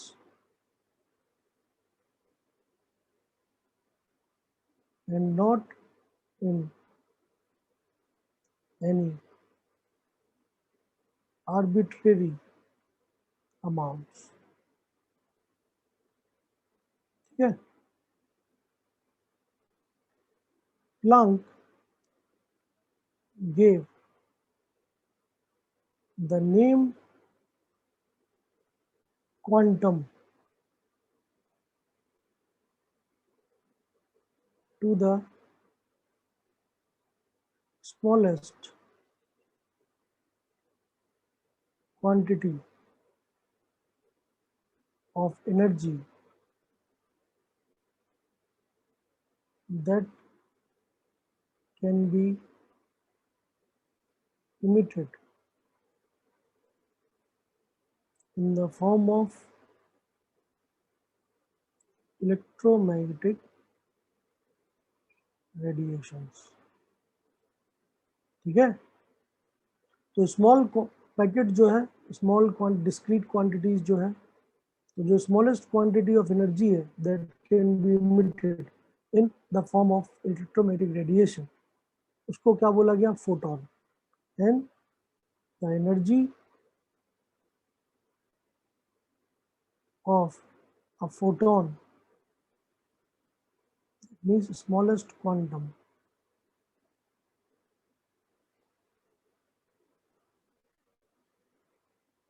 is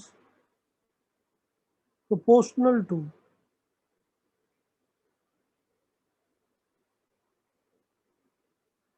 the frequency of EM radiation. सो ये थ्योरी उसने बोला। क्लियरली वो क्या बोलना चाहता है? देखो भाई सीधी बात है, इलेक्ट्रोमैग्नेटिक वेव को इलेक्ट्रॉन एब्जॉर्ब भी कर सकता है और इलेक्ट्रॉन इलेक्ट्रोमैग्नेटिक वेव को इमिट भी कर सकता है। लास्ट क्लास में मैंने आपको बताया था कि जब हम इलेक्ट्रॉन ग्राउंड स्टेट में है और इलेक्ट्रॉन के ऊपर आपने एनर्जी डाली तो इलेक्ट्रॉन अपने आप एक्साइटेड स्टेट में जा सकता है। दैट मीन्स इलेक्ट्रॉन उस रेडिएशन को एब्जॉर्ब करके और हाइयर एनर्जी स्टेट में जा सकता है, और हाइयर एनर्जी स्टेट से अगर लोअर में आ रहा है तो एनर्जी रिलीज कर सकता है। तो जो भी एनर्जी एब्जॉर्ब या रिलीज हो रही है दैट उसके बारे में बोला गया कि एटम और मॉलिक्यूल कुड इमिट और absorb energy only in discrete quantities या स्मॉल पैकेट्स। यही स्मॉल पैकेट्स को उसने क्या बोला? क्वांटम या क्वांटा। ठीक है, समझना ही बात।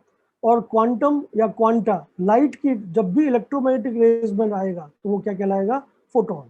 ठीक है, सो स्मॉल पैकेट्स में आएगा, वो किसी भी अमाउंट की एनर्जी को नहीं खा सकते और किसी भी अमाउंट की एनर्जी को नहीं निकाल सकते। ठीक है, तो उनका नाम क्या दिया प्लांक ने? प्लांक ने उनका नाम दिया क्वांटम या quanta, that which is the smallest quantity of energy that can be emitted और absorb in the form of electromagnetic radiation. ठीक है, तो एनर्जी कितनी भाई एसोसिएट होगी? अगर मैंने एनर्जी ली, मैंने एनर्जी एब्जॉर्ब कर ली, तो जो भी एब्जॉर्ब्ड एनर्जी है वो इलेक्ट्रोमैग्नेटिक रेडिएशन के प्रोपोर्शनलिटी में हमेशा क्या आएगी? फ्रीक्वेंसी के डायरेक्टली प्रोपोर्शनल। ठीक है, ये चीज बोली है इसने प्लांक की थ्योरी में, जो मैंने आपको समझाया। ठीक है, तो हो क्या रहा है इसमें? अगर आपने लिख लिया हो तो मैं आप अगले पेज पे जाऊं। हो गया? जी सर। नहीं सर, थोड़ा रुकिए sir.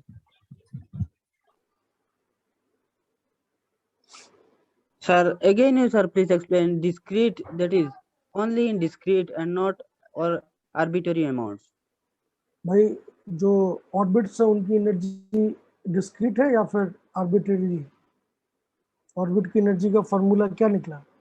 En is equal to E naught Z square by N square, है कि नहीं? तो किसी भी ऑर्बिट एनर्जी को तो आप नहीं ले सकते। फर्स्ट ऑर्बिट की एनर्जी है -13.6, सेकेंड ऑर्बिट की एनर्जी है -3.4। ठीक है, तो आप केवल इस डिफरेंस को ही या तो एब्जॉर्ब कर सकते हो, ठीक है, या इमिट कर सकते हो। आप किसी भी आर्बिट्ररी अमाउंट को तो नहीं ले सकते ना। Only discrete energies can be taken.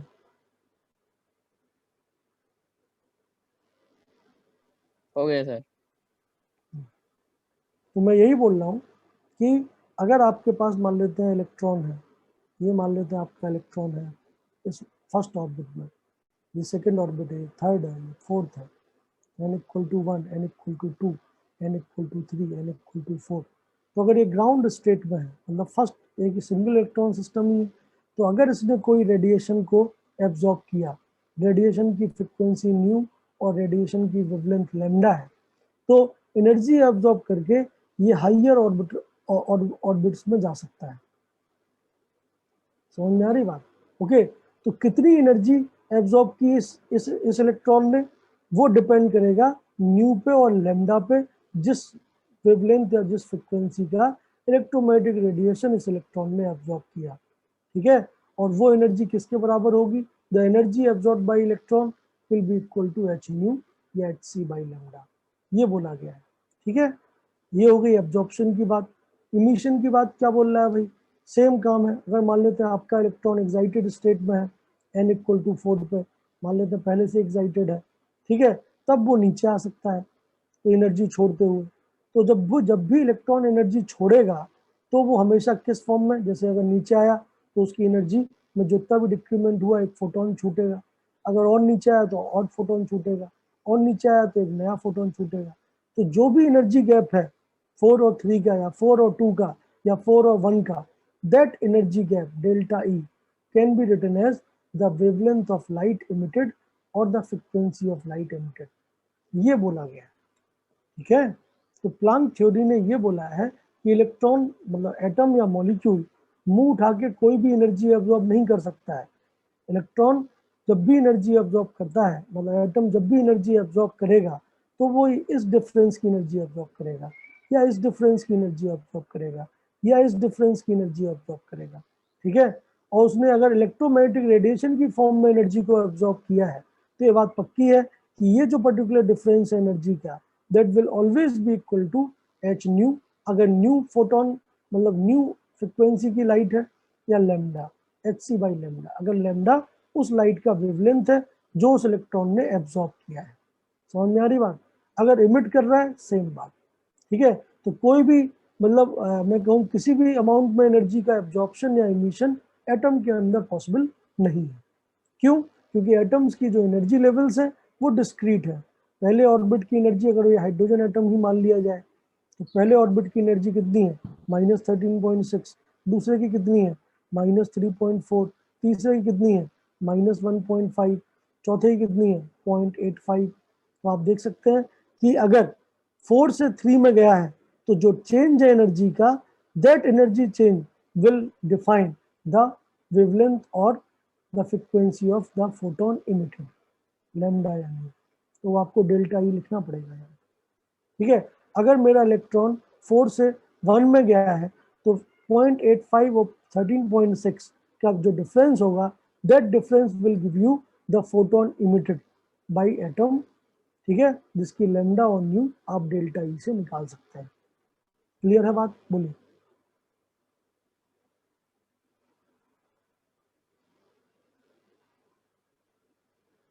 देखिए उतना उतना कोई मतलब टफ चीज नहीं है, ठीक है। नो डाउट जो डिस्कशन हुए हैं उसमें डुअल नेचर नाम की चीज आ गई है जिसकी वजह से आप थोड़े कंफ्यूज हो सकते हैं, बट उतना कोई टफ बात नहीं है। बात केवल इतनी है, ये तो हमने लास्ट क्लास में ही पढ़ा था कि इलेक्ट्रॉन जो है अगर फर्स्ट ऑर्बिट में ही है तो वो ग्राउंड स्टेट कहलाता है और वो एनर्जी एब्जॉर्ब करके हाइयर ऑर्बिट्स में जा सकता है। अब अगर वो एनर्जी एब्जॉर्ब कर रहा है इलेक्ट्रोमैग्नेटिक रेडिएशन की फॉर्म में, तो इलेक्ट्रोमैग्नेटिक रेडिएशन के ऊपर कितनी एनर्जी एसोसिएटेड है वो हमें निकालना पड़ेगा ना भाई, ठीक है। अदरवाइज हमें कैसे पता चलेगा कितनी एनर्जी एब्जॉर्ब की और वो किस ऑर्बिट से किस ऑर्बिट पे पहुंचा? समझ में आ रही बात? ओके। तो वही सेम कि कोई भी फोटोन या कोई भी लाइट जिसकी वेवलेंथ लैम्डा है, जिसकी फ्रीक्वेंसी न्यू है, अगर वो इलेक्ट्रॉन एब्जॉर्ब करके हाइयर ऑर्बिट्स में जा रहा है तो मुझे क्या पता चल जाएगा कि कितनी एनर्जी एब्जॉर्ब की है। जैसे ही मुझे कितनी एनर्जी पता चलेगी मैं नोट कर लूंगा कि कौन सा डिफरेंस है उस एनर्जी का, तो मुझे उस ऑर्बिट का नंबर पता चल जाएगा कि इलेक्ट्रॉन उतनी एनर्जी एब्जॉर्ब करके कौन सी ऑर्बिट में गया है, ठीक है। तो प्लांक का जो कंट्रीब्यूशन है वो यही है। प्लांक ने क्या बोला कि भाई ऐसे आप किसी भी एनर्जी के मतलब मैं कहूँ फोटोन को एब्जॉर्ब नहीं कर सकते, आप डिस्क्रीट एनर्जी के फोटोन्स को ही एब्जॉर्ब कर सकते हो। जैसे अगर ये गैप 1 यूनिट है तो आप 1 यूनिट का फोटोन एब्जॉर्ब कर सकते हो। अगर ये गैप यहाँ से यहाँ तक 4 यूनिट है तो या तो आप 4 यूनिट का फोटोन एब्जॉर्ब कर सकते हो, आप 2 और 3 का नहीं कर सकते। क्यों? क्योंकि 2 और 3 का एब्जॉर्ब करने से आप कहीं बीच में ही रह जाएंगे, मतलब आप कंप्लीट ट्रांसफर मतलब कंप्लीट एनर्जी को नहीं एब्जॉर्ब कर पाएंगे। तो आप केवल उन्हीं एनर्जीज को एब्जॉर्ब करेंगे जो ऑर्बिट की एनर्जी डिफरेंस के बराबर हो। समझ में आई बात? ये है प्लांक की थ्योरी जो कि मैंने यहाँ पे आपको लिखवाई है। सो एनर्जी, एटम और molecule could emit or absorb energy only in discrete quantities, ठीक है, not in any arbitrary amount। तो किसी भी फोटोन को एब्जॉर्ब नहीं कर लेता है इलेक्ट्रॉन। इलेक्ट्रॉन अगर फोटोन को एब्जॉर्ब कर रहा है तो वो अपनी ग्राउंड स्टेट से एक्साइटेड स्टेट में जा रहा है और जरूर उसकी इनिशियल और फाइनल एनर्जी का डिफरेंस उस फोटोन की एनर्जी के बराबर होना चाहिए, क्योंकि energy can neither be created not be destroyed. भाई सीधी बात है, अगर आप इलेक्ट्रॉन है, ठीक है, आपकी एनर्जी मान लेते हैं अभी 100, ठीक है, आपने अगर 50 जूल का फोटोन खाया है तो आपकी नई एनर्जी कितनी होनी चाहिए? 150 होनी चाहिए या नहीं? तो 150 एनर्जी पे एक ऑर्बिट होनी चाहिए ना भाई। ऑर्बिट तो हर जगह अवेलेबल नहीं है, ऑर्बिट तो केवल वहीं पे है जहाँ पे एंगुलर मोमेंटम NH/2π के बराबर है, ठीक है, क्वांटाइजेशन। तो आप समझ ही सकते हैं एनर्जी तो हमेशा इसी ऑर्डर में है, -13.6 इलेक्ट्रॉन वोल्ट Z²/n²। तो इसी एनर्जी डिफरेंस के बराबर का ही फोटोन आप एब्जॉर्ब कर सकते हो। जैसे मान लेते हैं आप इलेक्ट्रॉन हो, आप फर्स्ट ऑर्बिट में हो, आपकी फर्स्ट ऑर्बिट की एनर्जी है 100 जूल और मान लेते हैं थर्ड ऑर्बिट की एनर्जी है 200 जूल, तो आप केवल 100 जूल का ही फोटोन एब्जॉर्ब कर सकते हैं बाहर से, ठीक है, 99 का नहीं कर सकते। 89 का नहीं कर सकते। क्यों? क्योंकि जो गैप है that should be the energy of photon associated. तो कुल मिला के हमें एक ऐसा रूल चाहिए था ना भाई, जो कि हमें क्या बता दे कि जो इलेक्ट्रोमैग्नेटिक रेडिएशन मैं एब्सॉर्ब कर रहा हूँ उनके ऊपर कितनी एनर्जी एसोसिएटेड है। ठीक है, तो ये चीज प्लांक ने बता दी कि एनर्जी एसोसिएटेड जो है वो फ्रीक्वेंसी के डायरेक्टली प्रोपोर्शनल है और वेवलेंथ के इनवर्सली प्रोपोर्शनल। इतनी सी बात। ठीक है, बोलो। Yes sir. ओके जी सर। तो ये है जो है, मतलब इस पर्टिकुलर थ्योरी से क्या हुआ कि जो लाइट का एब्जॉर्प्शन हो रहा है और उससे ग्राउंड स्टेट से आपका इलेक्ट्रॉन एक्साइटेड स्टेट में जा रहा है, या इमिशन जो हो रहा है जब एक्साइटेड स्टेट से आपका इलेक्ट्रॉन वापस से ग्राउंड स्टेट में आ रहा है तो वो लाइट छोड़ रहा है। ठीक है, तो इन सब के बारे में हमें पता चल जाएगा कि कितने फ्रिक्वेंसी की या कितने वेवलेंथ की लाइट एब्जॉर्ब होगी या कितने फ्रिक्वेंसी या कितने वेवलेंथ की लाइट रिलीज होगी। समझ में आ रही बात? So this is the basic idea of Planck theory. चलिए, तो इसके ऊपर एक दो मतलब क्वेश्चन जो है वो सॉल्व कर लीजिए। सपोज दैट एक क्वेश्चन मैं आपको देता हूँ। Calculate what is the energy and wavelength of photons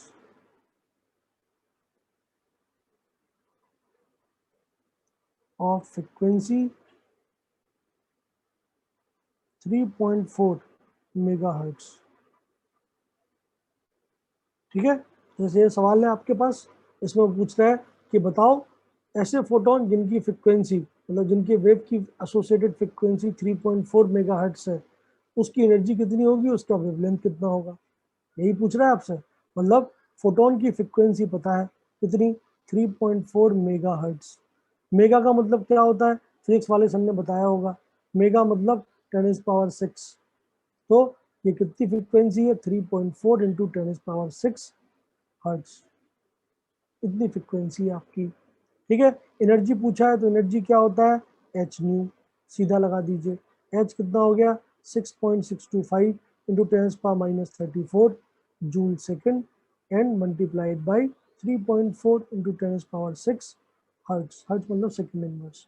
solve कर लीजिए, जो भी वैल्यू आए। तो ये कितना 6.625 और 3.4 को मल्टीप्लाई कर लीजिए, 34 और 6 घट जाएगा तो कितना बचेगा, 28। ये आपका आंसर हो गया एनर्जी का। ठीक है, वेवलेंथ भी पूछा है आपसे। वेवलेंथ के लिए तो आप जानते हो कि लैम्डा इंटू न्यू क्या होता है, सी के बराबर। तो लैम्डा क्या हो जाएगा, सी बाई न्यू। सी कितना होता है, 3 इंटू 10⁸ मीटर पर सेकेंड डिवाइड बाई न्यू कितना है, न्यू है 3.4 इंटू 10⁻⁶। सॉल्व कर लीजिए, ये मीटर्स में आपका आंसर मिल जाएगा। ठीक है, क्लियर? समझ में जी आया? सर। हाँ, तो इस टाइप के सवाल बिल्कुल आपको मिल सकते हैं। ठीक, जिसमें आप डायरेक्टली लैम्डा और न्यू का इस्तेमाल करके एनर्जी ऑफ फोटॉन्स को निकाल सकते हैं। ठीक है, कभी कभी काफ़ी लंबे सवाल भी मिल सकते हैं। ठीक है, जिसमें बहुत सारी थ्योरीज आपको करनी पड़े और उसके बाद फिर आपको ये काम करना पड़ेगा। ठीक, ओके, ठीक है सहमत है सर। इतनी बात यस से? सर। चलिए, ओके। सो अभी अपन लोग ट्रैक पे हैं। तो बहुत सिंपल सी बात है कि हमने क्या किया, हमने प्लांक थ्योरी लगा के एक बड़े टफ काम को आसानी में कन्वर्ट कर दिया, क्योंकि हमें फ्रिक्वेंसी और वेवलेंथ पता होगा वेव का, लेकिन एनर्जी हम निकाल लेंगे पार्टिकल की फॉर्म में। तो बढ़िया है भाई। ठीक है, मुझे पता चल जाएगा कि इलेक्ट्रॉन ने कितनी एनर्जी खाई अगर उसने एक पर्टिकुलर फ्रिक्वेंसी का फोटोन एब्जॉर्ब किया। ठीक है, ओके, चलिए। Sir, can electron jump from fast cell? समझ में नहीं आया, जो भी बोल रहा हो फिर से बोले। Sir, I am saying that can electron jump from its first cell to third cell? बिल्कुल, किसी भी सेल में जा सकता है। ये तो बहुत ही बेसिक सवाल है। सर ये तो पहले दिन ही बता दिया था आपने। हाँ, पहले दिन ही बताया था मैंने। ठीक है, मैंने लास्ट क्लास में ही Sir, बताया ये। first it, जी sir. sir, first it have to jump in second cell or not, sir? Then third or not? नहीं, Directly ऐसा can ऐसा it, sir? कुछ नहीं है। अगर मेरी एनर्जी फर्स्ट ऑर्बिट में 50 है और थर्ड ऑर्बिट की एनर्जी 150 है, तो अगर मैंने 100 जूल का फोटोन खा लिया तो मेरी एनर्जी कितनी हो जाएगी, 150। मैं सीधा थर्ड में जंप कर सकता हूँ। थर्ड में क्या, मैं किसी भी ऑर्बिट में जंप कर सकता हूँ, ठीक है। तो फर्स्ट ऑर्बिट में मतलब ग्राउंड स्टेट, फर्स्ट ऑर्बिट से हम किसी भी ऑर्बिट में जंप कर सकते हैं। लास्ट क्लास के नोट्स देखिए, मैंने क्लास में बना रखा है, ठीक है। तो आप किसी भी ऑर्बिट में एक्साइट कर सकते हैं, इसका कोई वो मतलब रूल नहीं है, ठीक है। एनर्जी डिफरेंस जरूर मतलब मेंटेन होना चाहिए, ठीक है। अगर आप फर्स्ट ऑर्बिट में हैं और आपको एनर्जी मिल जाता है nth ऑर्बिट का, तो आप बिल्कुल डायरेक्टली जंप कर सकते हैं। फर्स्ट से सेकंड, सेकंड से थर्ड जाने की आवश्यकता नहीं है, ठीक है। तो सब कुछ एनर्जी के ऊपर है। एनर्जी गैप अगर मेंटेन हो रहा है, आपको उतनी एनर्जी मिल रही है, तो ऑफ कोर्स आप फर्स्ट से थर्ड क्या, फर्स्ट से आप 2021 ऑर्बिट में भी जा सकते हैं एक सिंगल स्टेप में, ठीक है। ओके सर, फ्लैंक्स थ्योरी जो होता है सारे मैग्नेटिक वेव हाँ, के लिए सारे इलेक्ट्रोमैग्नेटिक, हाँ सारे पूरे इलेक्ट्रोमैग्नेटिक स्पेक्ट्रम के ऊपर वैलिड है। आप इलेक्ट्रोमैग्नेटिक स्पेक्ट्रम में किसी भी चीज को ले आइए, चाहे कॉस्मिक रेज हो चाहे कोई भी हो, अगर तुम्हें लैम्डा और न्यू पता है, या लैम्डा पता है या न्यू पता है, क्योंकि सी तो कांस्टेंट ही है, तो लैम्डा और न्यू तो से तो एक दूसरे की वैल्यू निकल आएगी। अगर इन दोनों में से कोई भी एक पता है, तो आप बोल सकते हैं कि the energy associated is H nu या एच सी बाई लैम्डा, बात खत्म। ओके सर, ठीक है। तो पूरे इलेक्ट्रोमैग्नेटिक रेडियो वेव्स की एनर्जी भी ऐसी निकलेगी, ठीक है। ठीक है सर। चलिए, होपफुली अगली क्लास में अपन लोग थोड़ा इस चीज को और थोड़ा नलीफाई कर देंगे, ठीक है, क्योंकि आज वाली क्लास में थोड़ा अगले टॉपिक्स आ गए, और अगले टॉपिक्स आने से बिल्कुल कंफ्यूजन आते ही आता है, ठीक है। सो बिल्कुल नेक्स्ट क्लास में अपन लोग कोशिश करेंगे इस चीज को वापस से एक बार और रिकैप करने की, क्योंकि अगर ये चीज आपको समझ में आ जाती है तो आपकी जिंदगी ज्यादा आसान हो जाएगी सवालों को सॉल्व करने के लिए, ठीक है। और बाकी जो लोग आगे की चीजें पूछना चाहते हैं, दे आर मोस्ट वेलकम। 1:10 पे मेरी क्लास खत्म होगी, उसके बाद आप कभी भी फोन करिए, ठीक है। अपने डाउट्स जो है वो पूछ लीजिए मेरे से, नंबर आपके पास है। Okay then, okay sir, thank you sir.